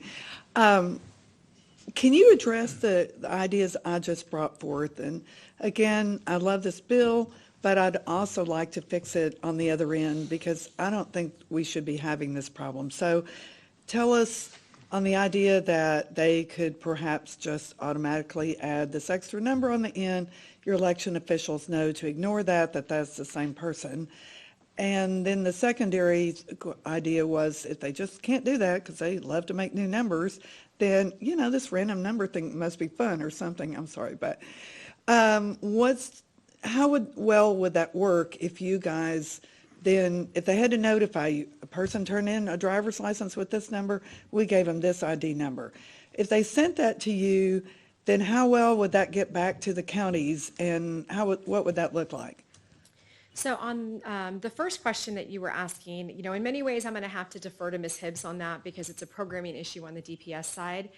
But I would add on that, I want to be real careful about giving instructions to our ballot board members that would tell them to disregard any numbers on that identification component because we want them doing that comparison. That was something that was added in Senate Bill 1. Even if you just said, oh, this will have one last digit because of this, so ignore the last digit. You wouldn't feel comfortable with that? All I would say is that there are, other implications in the law that we would want to probably think about because that ID requirement is, that comparison is required. Right. And so telling them to, ignore a number that's on there is contrary to what the stated law says with respect to the ID matching. So we'd probably need to look at some other provisions and just be kind of cautious about any instructions we give like that. And I'm a little, our office tries to be very sensitive to that because we get accused of waiving state law all the time. And so I want to make it really clear that it would have to be something in the statute that authorizes that. We don't want to be known for waiving, modifying, suspending state law in any way, shape, or form. On the second issue, I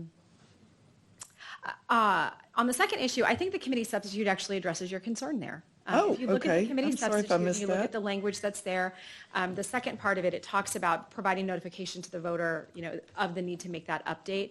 So it sounds like that's something that I'm imagining that DPS, it's going to be a training issue with DPS where they're going to be Okay, incorporating that that's, into their services. I'm sorry, I do think we should have that. My thing is different. My thing is DPS then has to notify everybody who switches. And we could throw in this thing, if you have a permit, you switch numbers. And they got to notify y'all of that. And you go, oh, yeah, that person's registered to vote. We'll get that switch. And we'll tell the counties. But this one that they're talking about, Mr. Jones goes in with a driver's license that he can't use anymore. He switches to an ID.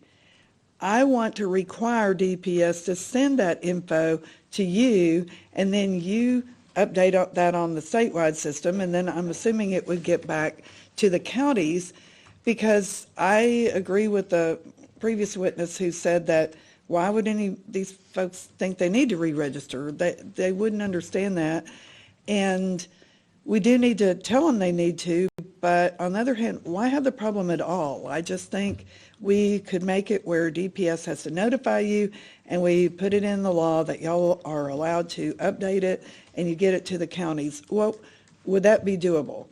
So we actually have some pretty great automated processes with DPS right now, where we're pretty good at getting data from them. There's even a lot of data that we get on a day-to-day basis.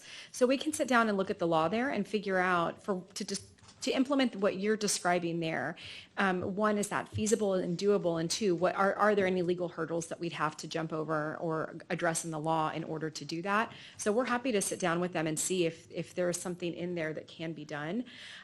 What I think would probably come up is that changing that number is in fact an update to a voter registration record on some level. And so that's why I think right now it's dependent on that voter marking that box that says, yes, I want to update my registration. But all that being said, there is a lot of data that we do get from DPS to supplement missing information in voter registration records. This may be something that we can look at. So I'm happy to work with Ms. Hibbs and DPS to see if there's any other holes there that we can address. And can you work with the bill author to see whether there's anything that could be added to require that? And of course, then he'd need to figure out with the parliamentarians whether that was germane. I would appreciate it if you could work with him. I hate to miss this opportunity to fix this problem. Absolutely. I think we can all sit down and look at it and see if there's a way to address these concerns. Great. Thank you.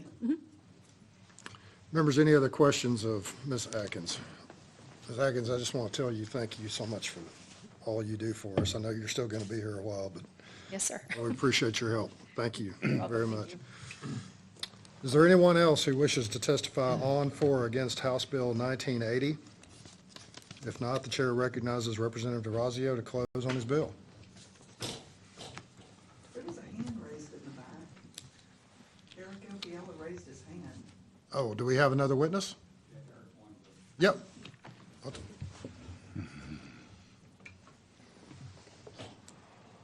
Yeah, thank you. Thank you, Representative Fonson, for, register you. I don't show you as, I filled it out online, but I'll redo it again. yeah, we just need to have you in there. I don't see it right now, Eric. just a second. Can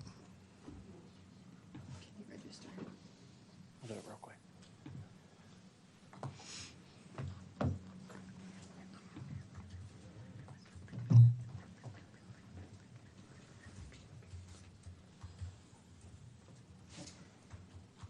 Didn't mean to cause you so much trouble here. You're good.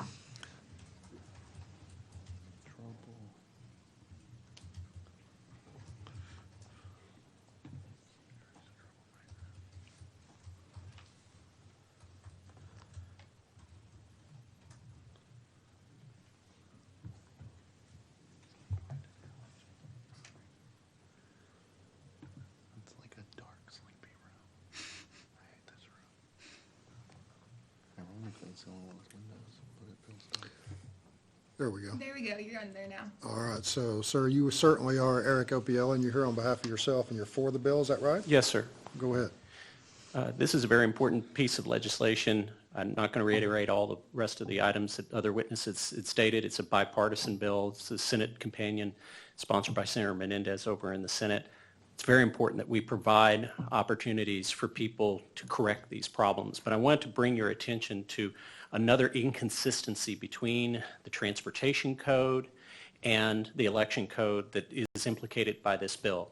The transportation code calls this a personal identification certificate. The election code calls it a personal identification card, probably because we have another certificate called an election identification certificate that was created by Senate Bill 5 back in 2017. And so we have voters that are confused because all three of these, a driver's license, personal identification certificate, or an election or personal identification card, depending on which code you look at, or the election identification certificate, can be put on that mail-in ballot as that number. And like Representative Swanson said, all these numbers are different. And so potentially we have an opportunity with this bill, whether or not it's germane, I think it's up to our parliamentarians, to eliminate this confusion with these election identification certificates. I understand from talking with the Secretary of State's office a year, it's been more than that, ago, that there's only about 1,000 individuals statewide who have been issued these election identification certificates under Senate Bill 5 from the Secretary of State's office using that same 8-digit number. And so perhaps we have an opportunity to consolidate those either into a personal identification card or certificate, whichever one we settle on what it's called, and eliminate that confusion by people who might have all three and get confused and get their mail ballots unfortunately rejected, not through any fault of their own. Great testimony. Members, any questions? Thank you. Thank you. Appreciate it. Is there anyone else who wishes to testify on, for, or against House Bill 1980? If not, the chair recognizes Representative DeRazio to close on his bill. Members, again, thank you for your time. You know, I appreciate all the testimony and all the questions it answered, because it really, with all of us, it helps bring a lot of clarification, especially to this bill, things that I never even knew of what this bill addresses. So I want to thank everyone who testified. This bill is a common sense solution to the elderly voters being disenfranchised in the voter process, and I think we have some solutions here. And I would ask the committee to report favorably on 1980, and I'd recommend that it be sent to local and consent. Mr. Chairman, thank you. Committee, thank you. I yield my time.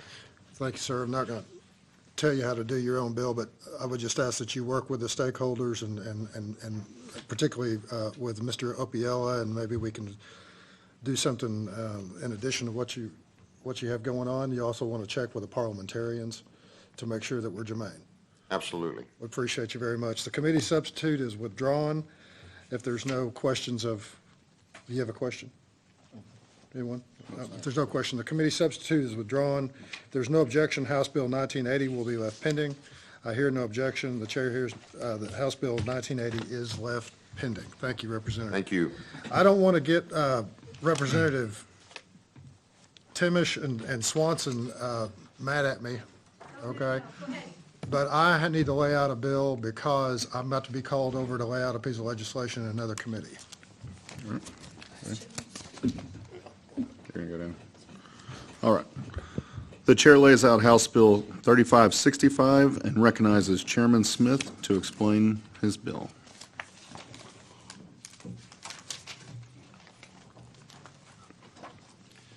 Thank you, Mr. Chairman, members.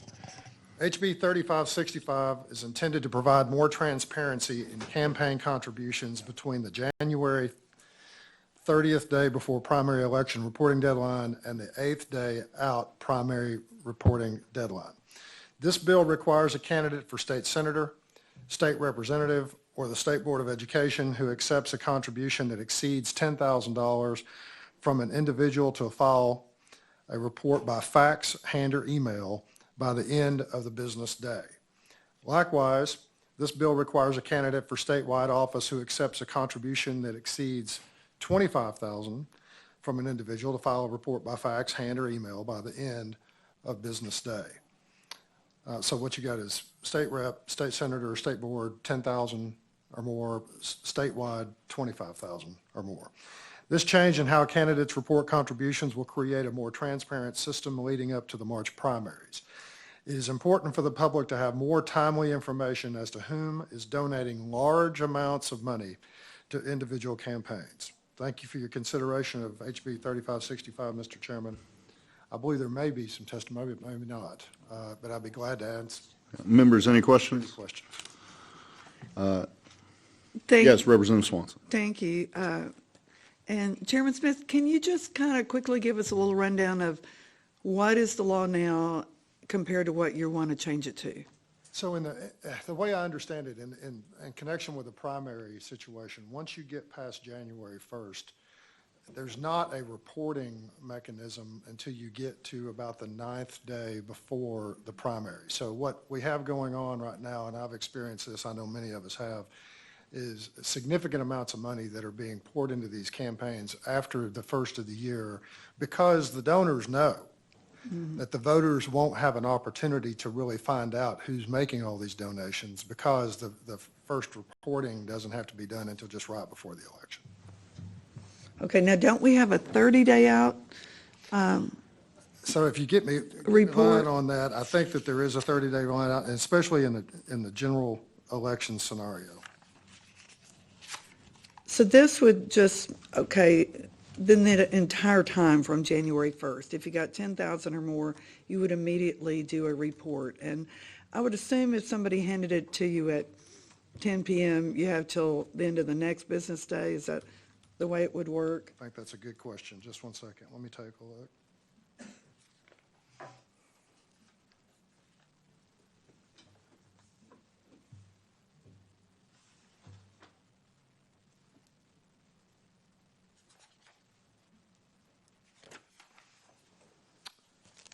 Required not later than 5 p.m. of the first business day after the date the contribution is accepted. So, Okay, perfect. next business day. Okay, thank you. Members, any other questions? Hearing none, don't go too far. We'll see, there are nobody registered to testify. Is there anyone who wishes to testify on, for, or against House Bill 3565? Yes, in the back.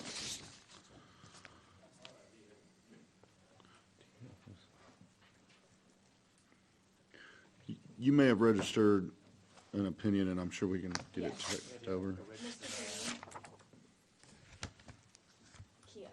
He is registered, he's just not registered to testify, so I can change that in here. Okay. Yeah, so we don't need to rerun. Thank you. Give me 1 second. Just hold on 1 second. All right, are you ready? All right, just to confirm, you are Robert Green with the Travis County Republican Party Election Integrity Committee for Legislation, and you are against the bill, is No. that correct? I'm testifying on. All right, hold on 1 second. We'll do this one more time. All right. Someone brought me. So, there. 1 second, sir, I'm Oh, sorry. I'm sorry. Sorry, just to confirm, you're Robert Green with the Travis County Republican Party Election Integrity Committee for Legislation, and you are neutral on the bill, is that correct? That is correct, sir. Please proceed, thank you. Thank you. Under current law, that has existed at least since the early 1990s. Candidates file ethics reports twice a year and at 30 and 8 days prior to the elections. Contributions filed in the last 8 days are reported in a telegram report due the next day. The system seems to work. The public has a reasonable idea who funds these candidates with a significant but not overwhelming burden on the candidates.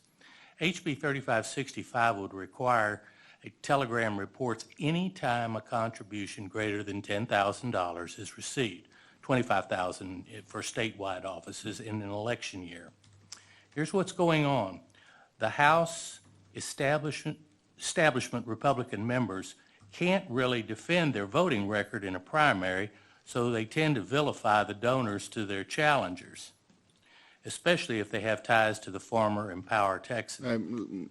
Mr. Green, I just want to make sure we're staying on the bill. Yes. This reporting would make it easier and more constant. Additionally, requiring dozens of reports creates a gotcha environment and increases the accounting burden of primary challengers. And that's exactly what this bill is designed to do, discourage primary challenges. HB 3565 is a solution in search of a problem.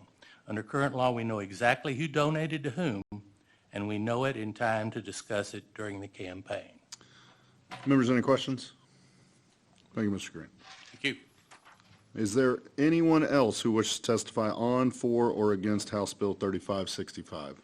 Seeing none, the chair recognizes Chairman Smith to close on House Bill 3565. Members, I appreciate y'all's time, your patience. I'm going to go back, touch base with some folks on the law, make sure we don't have anything that conflicts with the timelines. I think you understand what I'm trying to get at here, and I think we're going to have a nice workable bill. If there's any changes to it, I'll be sure to make it. I'll come to you, Representative Swanson, or whoever else, and work on this. And I just appreciate the opportunity, and I close. Members, any questions? Thank you, Chairman Smith. If there is no objection, House Bill 3565 will be left pending. Is there objection? Hearing none. The chair hears none, and House Bill 3565 is left pending.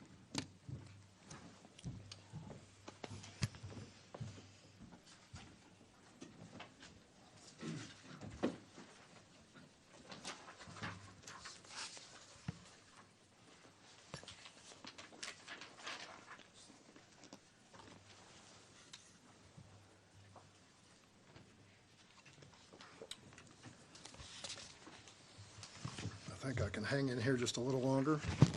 The chair lays out House Bill 2133 and recognizes Representative Timish to explain the bill.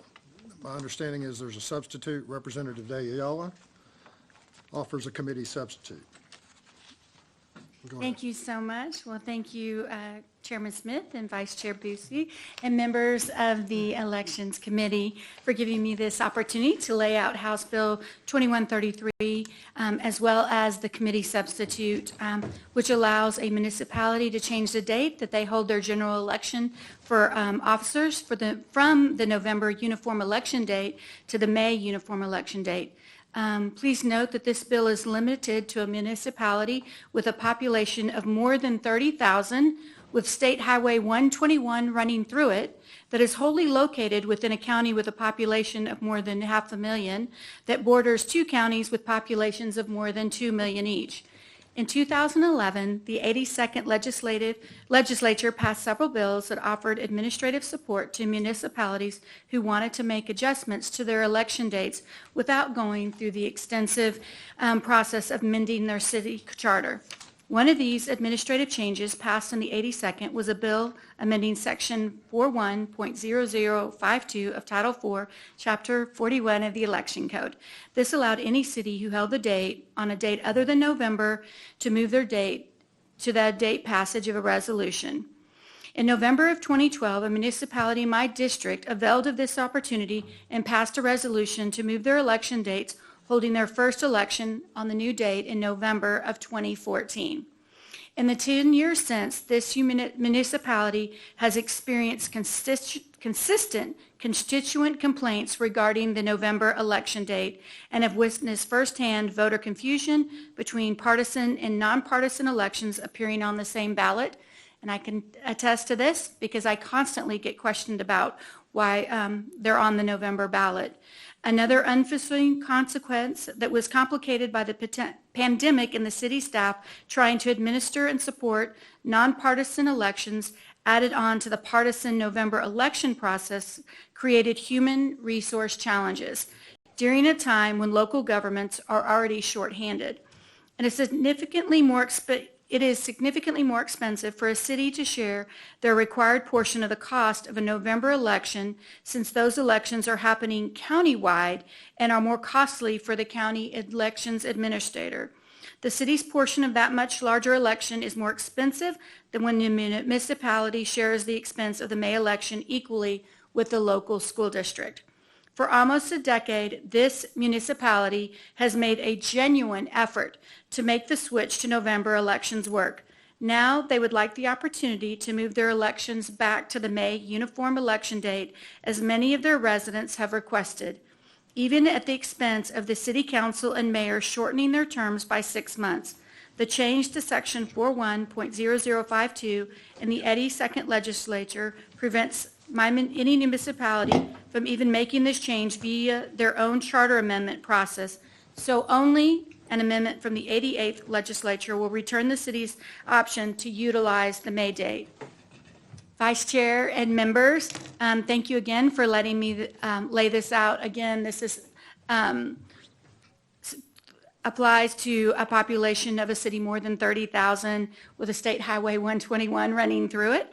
I'm happy to answer any questions you have regarding this bill. And if there are none, I reserve the right to close. Yes, ma'am. Members, any questions? Representative Swanson? Thank you. First of all, I have to give you accolades for your creativity in your bracket. And I may have missed it, but who does this actually apply to? The city of the Colony. What's the city again? The Colony? The Colony, is that what you're saying? Yes, ma'am. Okay. Now, of course, there was a big reason why we tried to push and get people to hold their elections in higher turnout elections at the same time, and I do understand the confusions and stuff. What is to keep you from getting this bill to the floor and it gets 1 million amendments and everybody adds their city and county to your bill and we undo everything we've done in the past? You know, I don't feel like that would happen because actually we have city council members and mayors that are actually going to be shortening their term. And so I think that if somebody wants to do that, I think their state rep would already know because there has to be a law change to that. And so this is not me wanting to do this. This is a specific city that wants to do it. And I can just tell you, I'm at chamber luncheons. I'm, out in the community at parks. This constituents are consistently bubbling this up to me and just talking about it. I don't know that I hear this in other areas. I would say that there are probably a lot of people on these city councils or boards and all that would love to go back to having very low turnout and only their friends show up. It's not the, I'm sorry. So I'm just concerned that the bill gets to the floor and there will be hundreds of amendments because everybody will want to change their little whatever. I'm worried about the bill getting out of control and taking us back to undoing this and having everything hidden in unknown elections. And so that's my big concern about the bill. And I appreciate that concern, Representative Swanson. It's actually, let me clarify, the mayor and the city council brought this to me. It's the constituent, it's residents of the colony that consistently over and over talk about me asking, how can this happen? How can this, it's just too difficult. We want to be able to vote for our city, and it's a nonpartisan race, and I have nonpartisan constituents, regardless of party or no party, that want this moved in their city back to May. And so, I think this is a unique situation where the residents want to be able to vote for their local city council races in May. Okay, well, thank you. I guess that my concern is just that it's not the elected officials, it's the actual voters. I understand, but there would be constituents everywhere that would say this. So I have concerns that your careful bracket will just get blown up on the floor. So I'll talk to other people and you and I can talk, but I do appreciate you bringing the bill. And I would welcome that, and I would Okay. definitely not want to open this Pandora's box up just specifically to this. Right. Okay, thank you. Thank you, ma'am. Members, any other questions? Hearing none, we will reserve your right to close. Thank you, sir.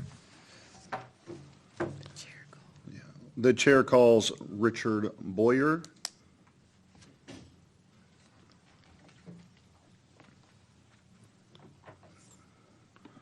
Let me start to confirm. You are Richard Boyer with the City of the Colony, and you are for the bill. Is that correct? That is correct, Mr. Chairman. Mr. Mayor, please proceed. I appreciate the opportunity to speak on 2133 to you. My name is Richard Boyer. I'm the mayor of the City of the Colony, and we've had many conversations with Representative Timish over the last several months regarding this bill. I'd like to thank Representative Timish for laying out the details of what we're asking for here, and I am here representing my constituents. I was part of the city council back in 2012 that took advantage of the window in the legislation to move our elections to November. And at the time, that was a good faith effort. We actually thought many cities were going to do this, and it turns out very few actually did this. It sounded great in theory and it looked great on paper, but the practical application of this just simply has not worked in our community. There is voter confusion, voter frustration. We're part of a school district that has many cities, and now that those elections have always been in May and ours are gone, a lot of people feel like their voice doesn't get heard as much because there's even a lower turnout for the school board elections. That's one of the complaints.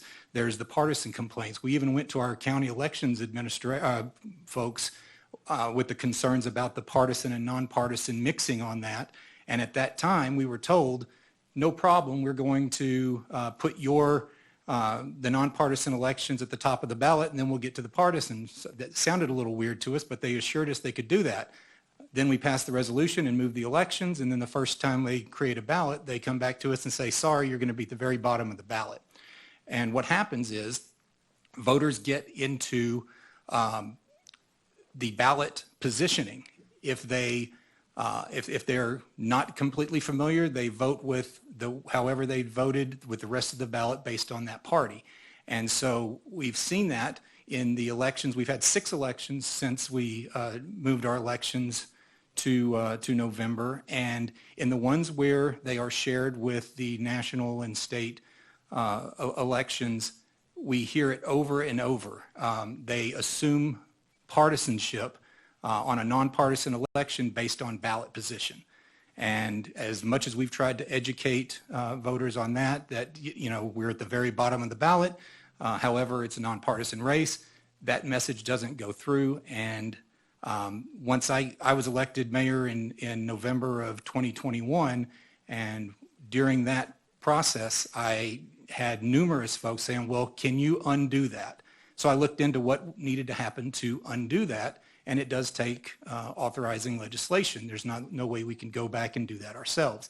Our council is willing to cut 6 months off of their term, and to please the constituents, we made a good faith effort on this, and for my community, it just isn't working. So I appreciate the time. I'm happy to answer any questions. Members, any questions? I just want to ask about, just real quick, the council, did y'all pass like a resolution or take a vote on wanting to do this? Was it a consensus? We did. The enabling legislation in 2012 gave us until the end of that year. So in November of 2012, it allowed you to take advantage of the window of a bill that had passed. Sure. I guess I mean this time in support of the change now. Because Yes, you talked yes. about sacrificing the 6 months, just wondering what's up. Absolutely. We did not take a vote. It was just in discussions with Representative Timish on that. Okay. It would not take, it would just take us putting it on an agenda and we'd get unanimous support on this. I have full support of the council to speak on this bill. Any other questions, members? Thank you, Mr. Mayor. Thank you. Next up, let's see, the chair calls Ed Johnson.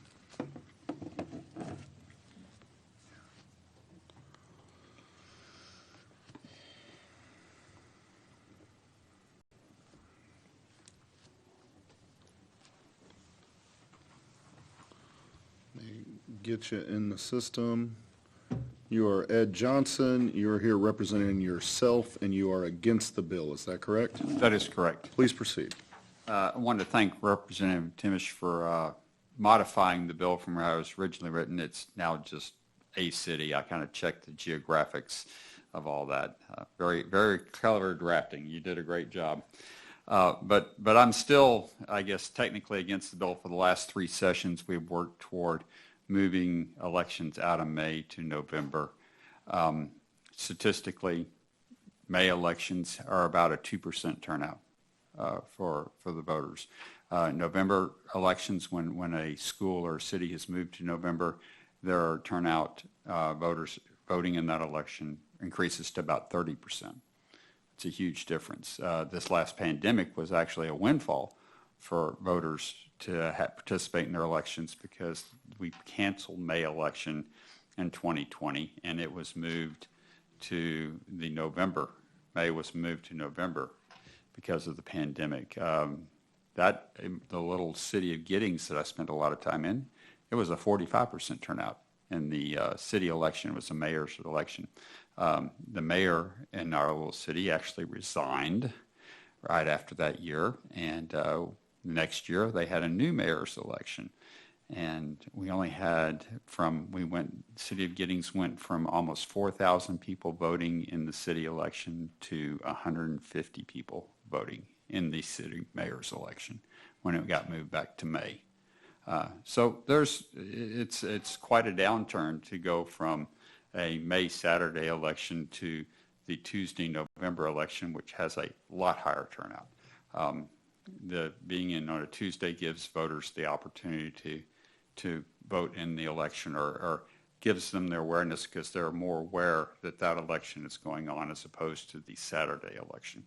So I would strongly encourage, in this little city, I forgot the name of it, but that they encourage their school district to move to November.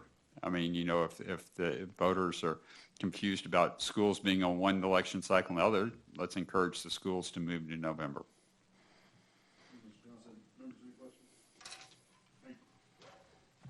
That's not, thank you. Next up, Alan Vera.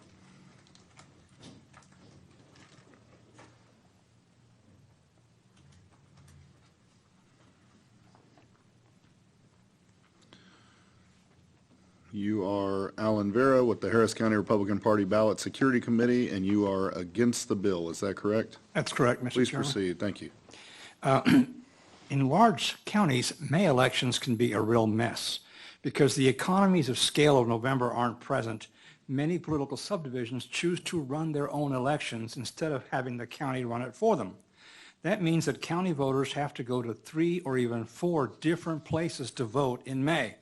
They have to go once for the elections being run by the county. They have to go to a different place to vote in the ISD election, a third place to vote for the Emergency Services District, and so on. It really is a burden on the voters. On the November uniform election date, the economies of scale are such that it makes much more economic sense for political subdivisions to contract with the county to run their elections. In November, voters usually only have to go one place to vote in all the races in which they're entitled to vote. We urge the committee to consider the voters and to defeat HB 2133. Thank you. Members, any questions? Thank you, Mr. Vera. Next up, the chair calls Christina Atkins.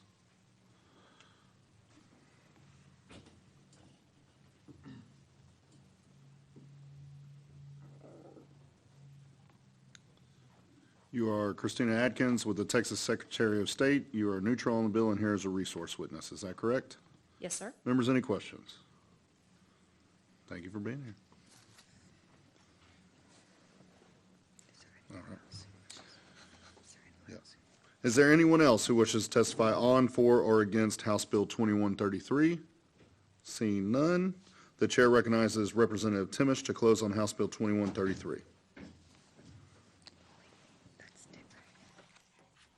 Thank you so much for allowing me to lay out this bill. I did want to just answer for this political subdivision. All of the elections are actually in one place, and so school board and city are all in one location, one ballot. If it was moved to May, there would be no difference for the elections. And for the school district, that school district encompasses 127 square miles and 14 other political subdivisions, so making a switch for those would be impossible because of the other municipalities that are involved. But again, I appreciate the opportunity to lay this out, and I respectfully request that this be considered for local and consent calendar. Thank you for hearing me. Members, any questions? Thank you, Representative Timish. The committee substitute is withdrawn. If there is no objection, House Bill 2133 will be left pending. Is there objection? The chair hears none, and House Bill 2133 is left pending. Thank you.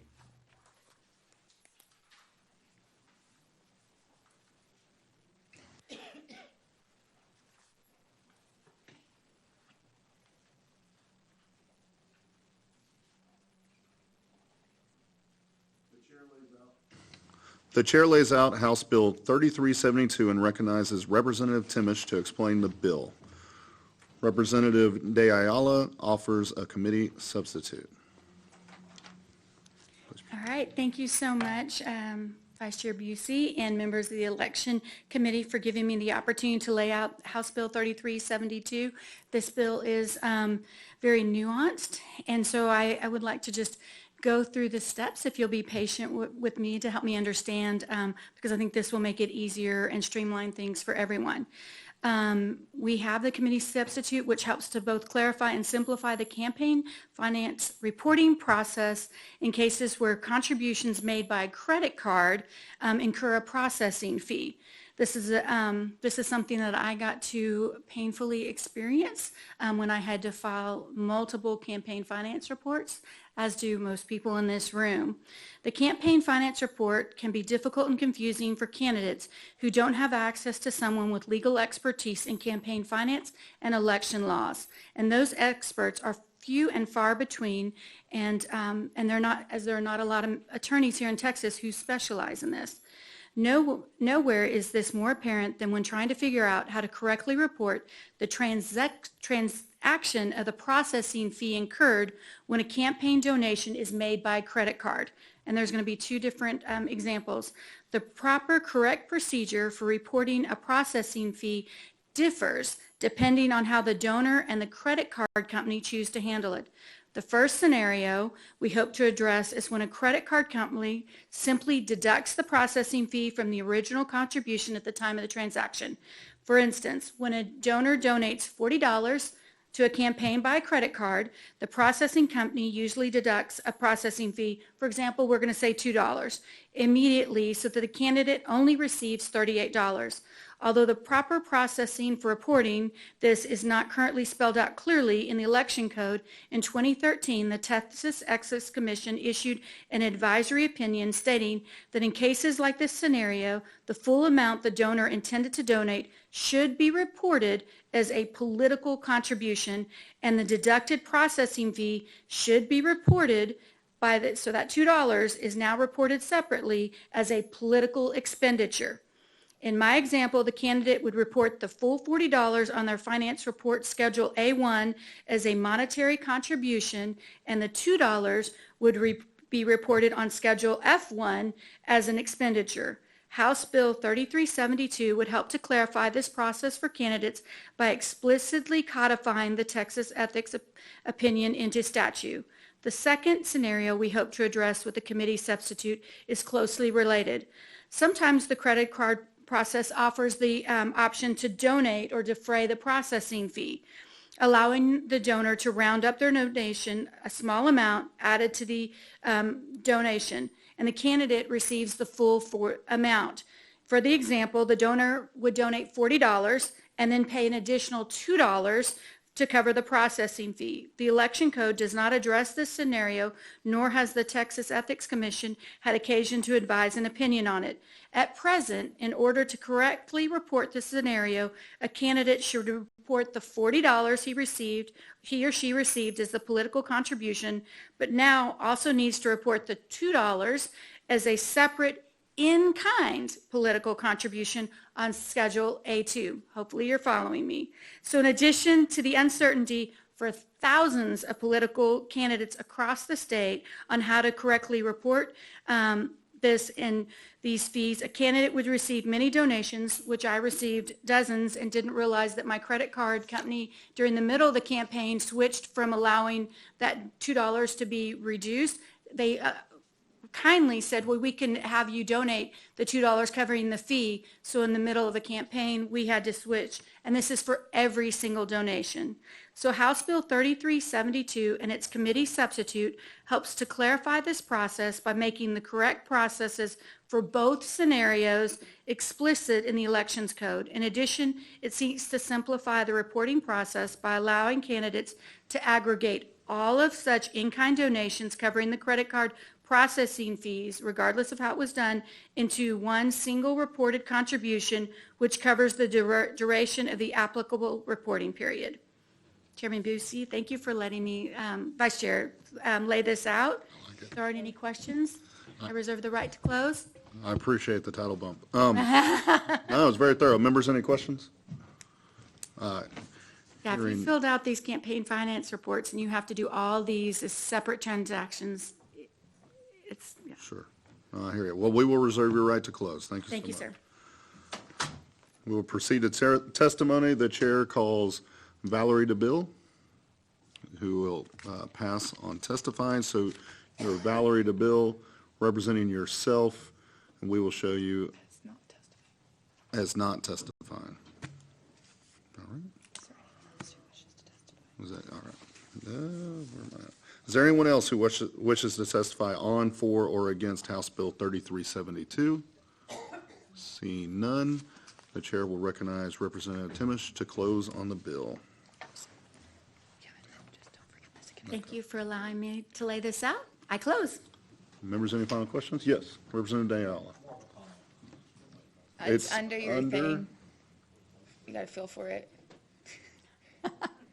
There we go.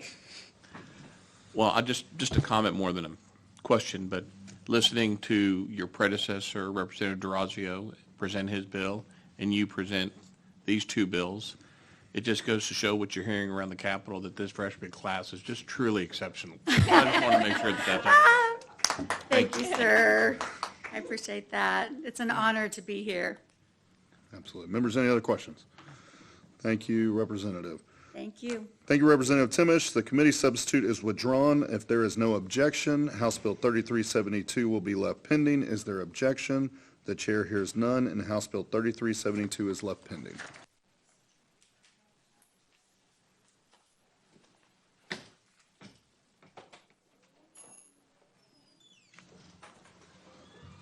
The chair lays out House Bill 246 and recognizes Representative Swanson to explain the bill. Would you like me to go down I think so. there? Okay. That's Chairman Smith's rule, though, but we'll stick by it, so. And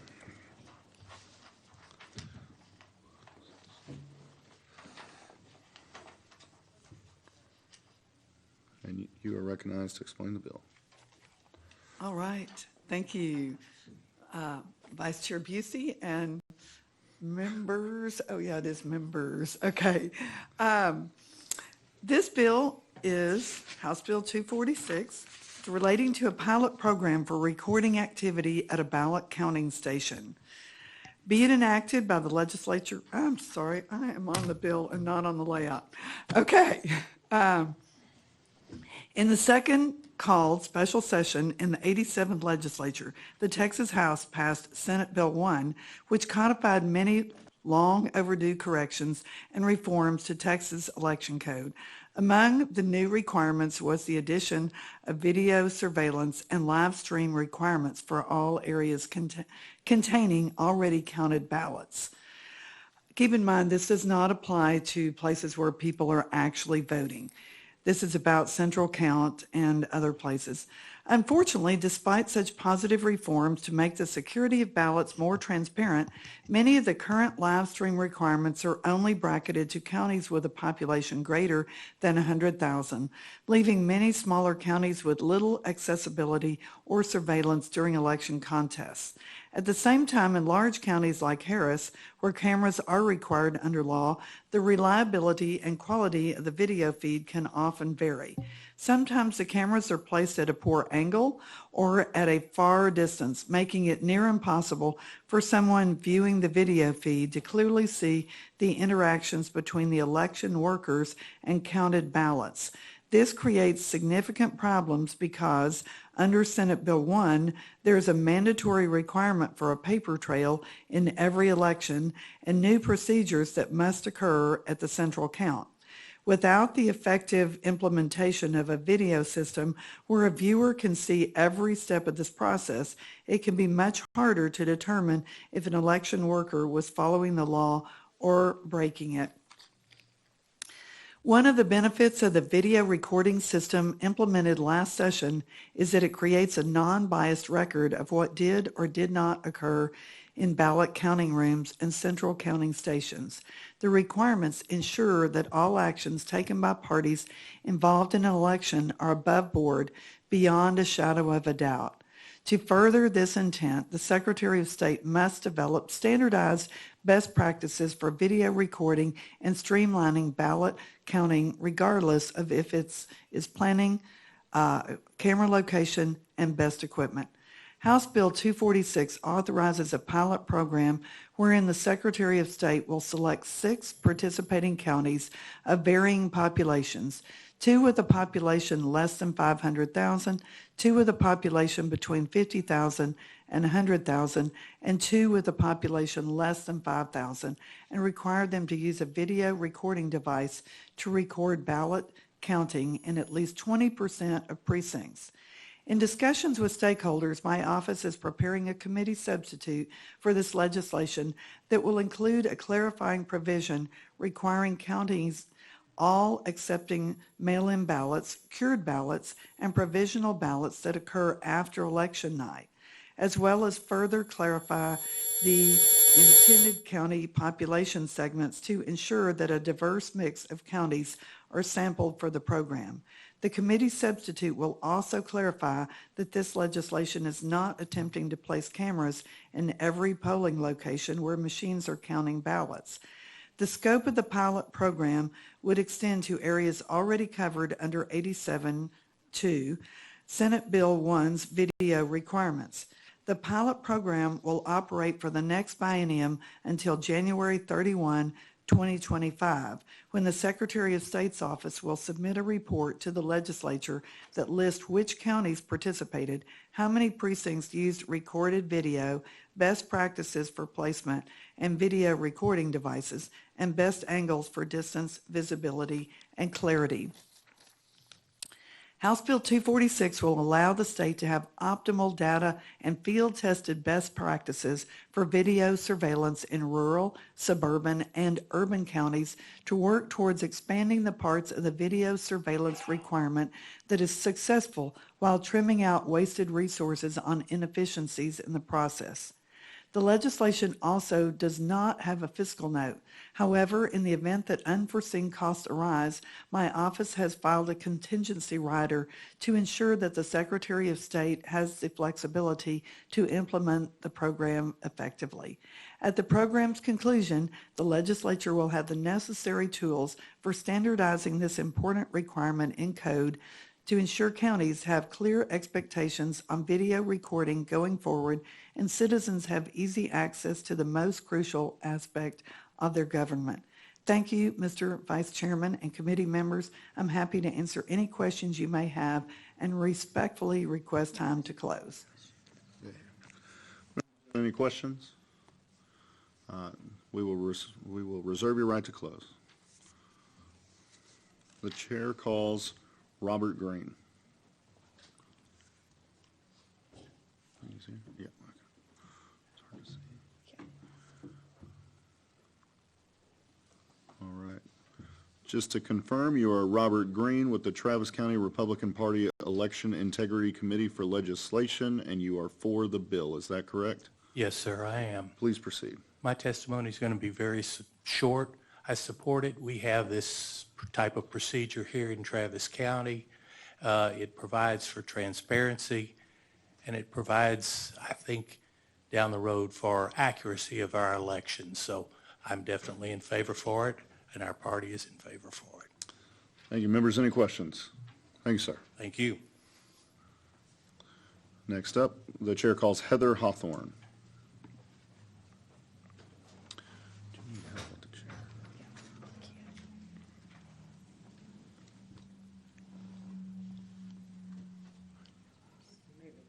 There you go. Thank you.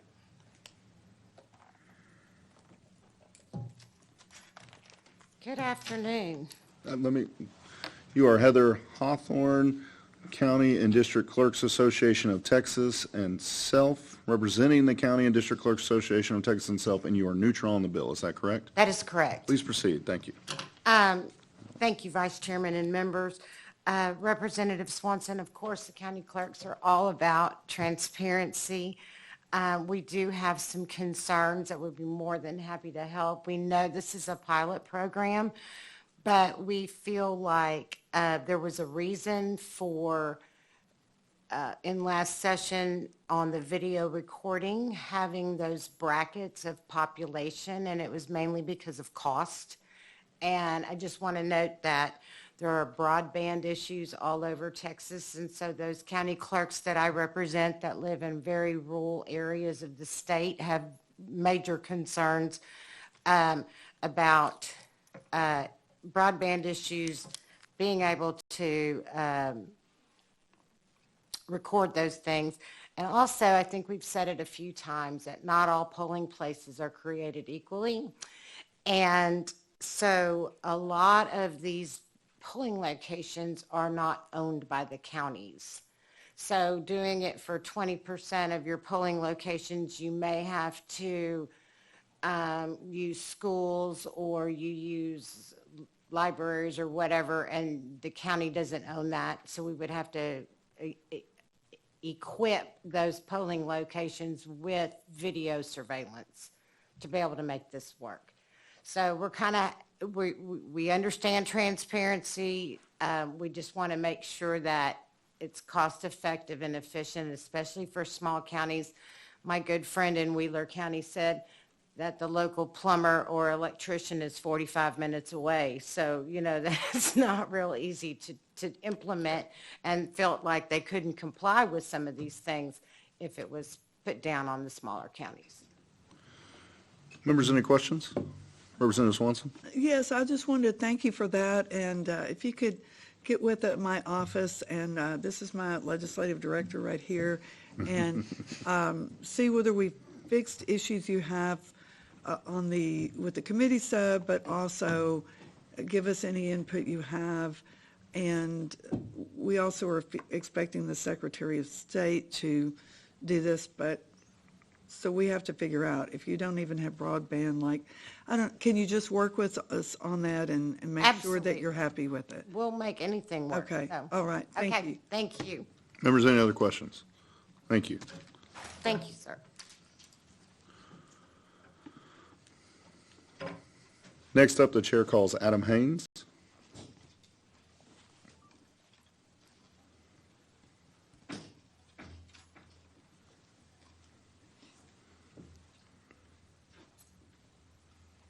To confirm, you are Adam Haynes, representing the Conference of Urban Counties, and you are neutral on the bill. Is that correct? That is correct, Mr. Chairman. Adam Haynes, Conference of Urban Counties. Always good to testify in front of a RU, fellow RU. And Mr. Chairman, before I want to commend Ms. Swanson and Santiago, her staff. They have had an open door. They have worked with us. They've actually identified two things that we identified as a problem. They are working on the committee sub, and we appreciate Representative Swanson. We appreciate her staff.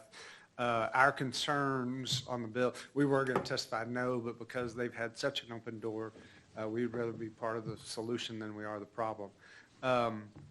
With that, the concerns we had were, I think it was probably a drafting error. Then it said in 20% of the precincts. I think we could just say from 20% of the precincts, because obviously the goal of this is to see what happens at central count. And I think they're open to that. Santiago, Representative Swanson's staff is working on that very issue. So that's one of the things we're focused on. And then the other was that since this is, the larger counties are already having to do this, is it better to look at more of the smaller counties? I don't think they're open to that.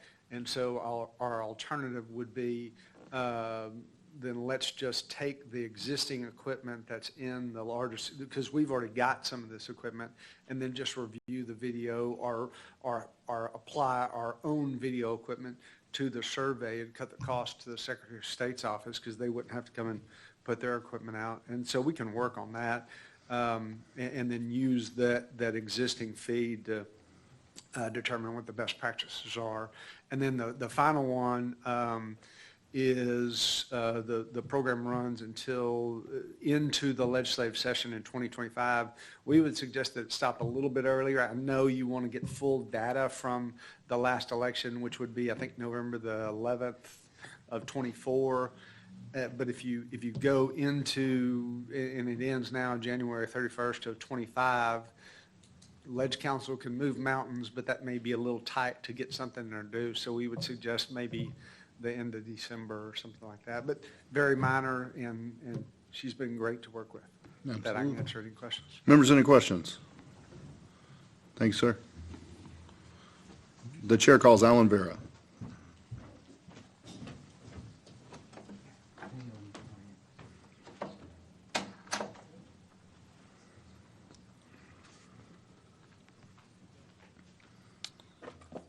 To confirm, you are Alan Vera, here testifying on behalf of the Harris County Republican Party Ballot Security Committee, and you are for the bill. Is that correct? Oh, that's correct. Please proceed. Passed last session, Senate Bill 1 set up for the first time live stream of ballot handling activities in certain size counties. But it didn't specify that the cameras must be close enough for viewers to be able to see the detailed activity. Of course, that leads to all kinds of questions and accusations from citizens watching the live stream and not understanding why they couldn't see specific actions being taken.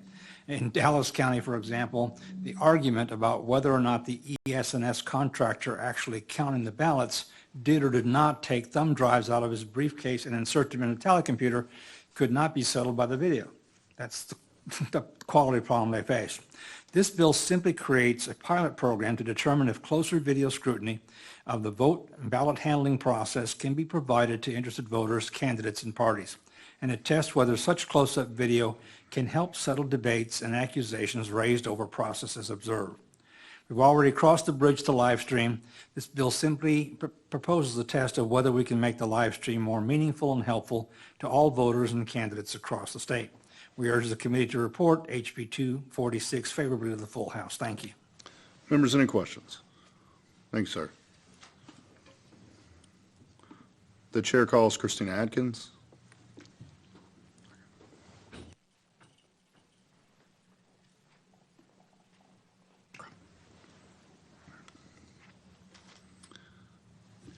To confirm, you are Christina Adkins. You are representing the Texas Secretary of State, and you are neutral on the bill. Is that correct? Yes, sir. Just want to ask you a few questions. In larger counties, what are the ballot counting activities done at the precinct level? Can you elaborate on that? Sure. So in our larger counties where they're using precinct scanners, so the scanners in the location where the voters are depositing their ballots in the scanner, that's essentially counting the ballot as the voter deposits it in the scanner itself. It's performing a tabulation, making a tick mark, so to speak. And so we would consider that a counting activity, though I will say I had reached out to Representative Swanson's office to make sure I understood the intent of the bill, and it sounds to me that that's not what they were looking at. They're looking more at the central counting station and those activities there.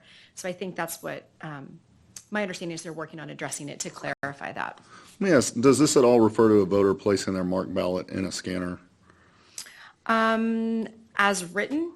Is that what we're referring to? Sure. I don't know that it refers to it directly in that sense. It's not. I don't read it as saying it's wanting you to record the voter putting it in a ballot, but the language talking about being in precincts is what implies that it's at a polling place. But you think what the committee said that Yes, sir, be I do. relevant? I do. Okay.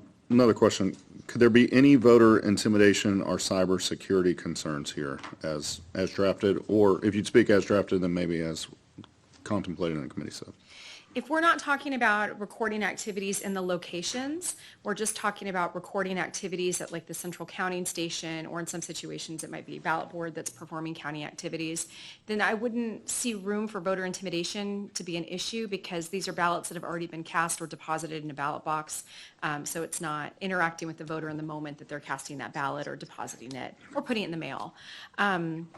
So I don't really see that being an issue. As far as cybersecurity concerns, I will say that's probably something that we would address in a report, because what we were told anecdotally from counties, and if I can probably go back and look at some specific counties that address some of these issues, but within hours of them putting their live streaming on, putting it on their website, they were getting a lot of traffic, and some traffic that could be perceived as like an attempted cyber attack because of the live stream that was there. And so luckily our counties are pretty well versed on cybersecurity. This is something we've been educating counties on since 2016.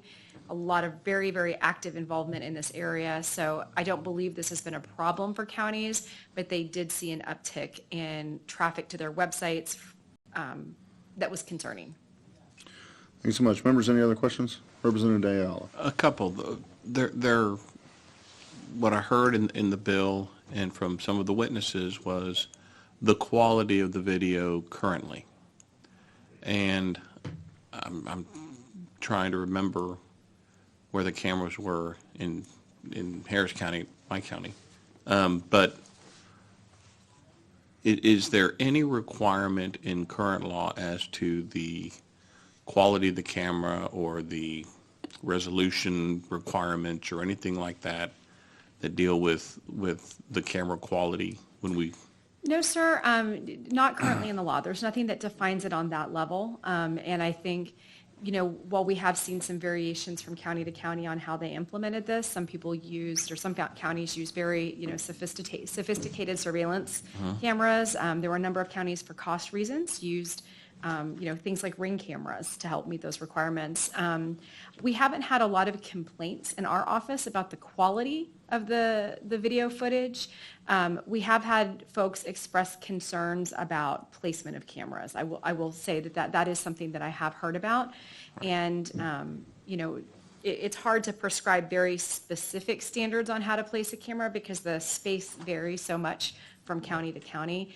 But if I had to say that there was one issue that I heard about, it would be that issue on like the placement of cameras in these locations. And this is just a little bit of ignorance on my part, but is there, when you live stream something, there's always an ability to record, but is there a separate requirement in the current law to record that footage? Yes, sir, I believe there is, and they have to make the recording available for a specific period of time. It's considered public information.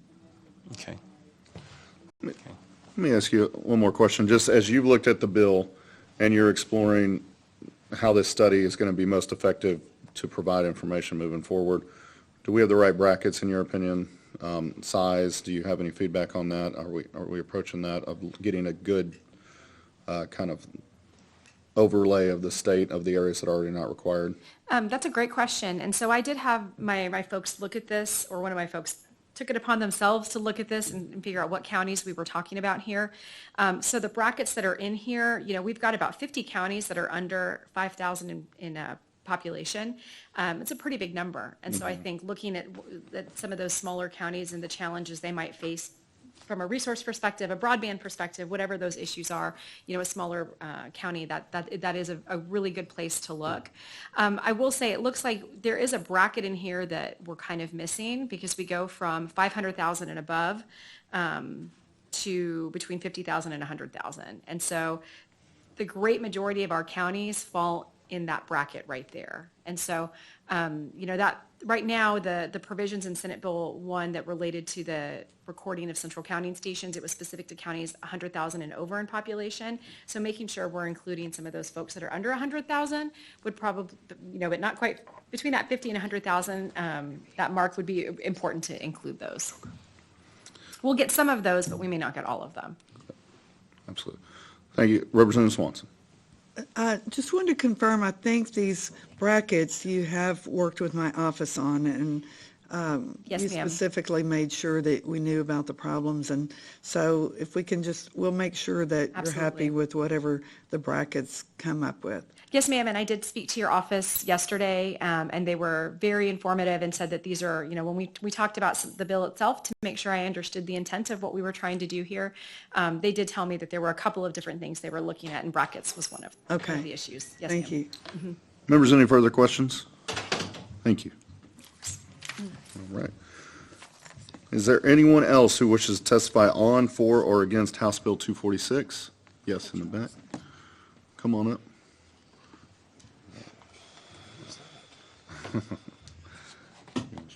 Can you re-register him? He's not on this one.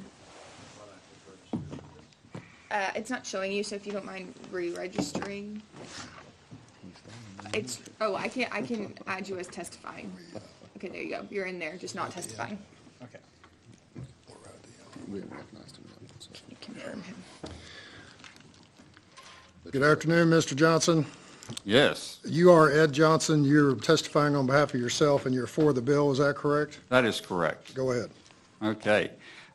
Just to go back to what this could end up helping the public get the confidence back in the election system.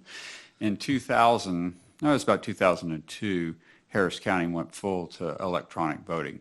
And there was a lot of optimism or people worrying about, even back then, if these electronic machines were being hacked, if somebody was cheating. Travis County went about the same time. You heard testimony from Travis County. What Harris County and Travis County decided to do, and it was Republican run at the time and a Democrat, Travis County, we actually had the ballot board come into the warehouse and pull out 10 voting machines, and we set them up that were eligible to use in that election, turned them on, and purchased video cameras that were on each one of the screens, and had all the people in the warehouse and the ballot board all day long on election day go by and cast votes every time they walked by one of these machines. Then they took the videotapes and turned them over to a accounting firm, and the accounting firm played the tape back and recorded each vote that was cast in the video to see that it came out to the same count that the machine actually recorded. So, and that ended the whole controversy of, do the electronic machines work or not? Because there was videotape proving that they did, and all that controversy just kind of disappeared in the two counties on that particular system. That's what this video equipment in these places would actually help us do, help us increase the confidence of the voter so that they're more assured about their vote being counted correctly and that the election is being run right. I would hope you would be able to pass this. We need to work out the details, get the groupings and the size and everything, make sure the cameras can see what it is that they're doing. And I had one last comment that I forgot. Oh, go right ahead. Yes. Did you know that Representative Swanson is a great American? I think I've heard your testimony on that in the past, and it's certainly borne out. Yeah, thank you, Mr. Johnson. Thank you. Members, any other questions? All right, thank you so much.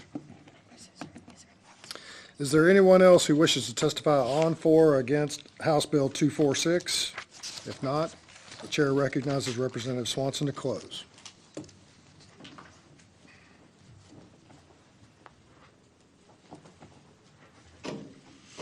Thank you, Chairman Smith and members.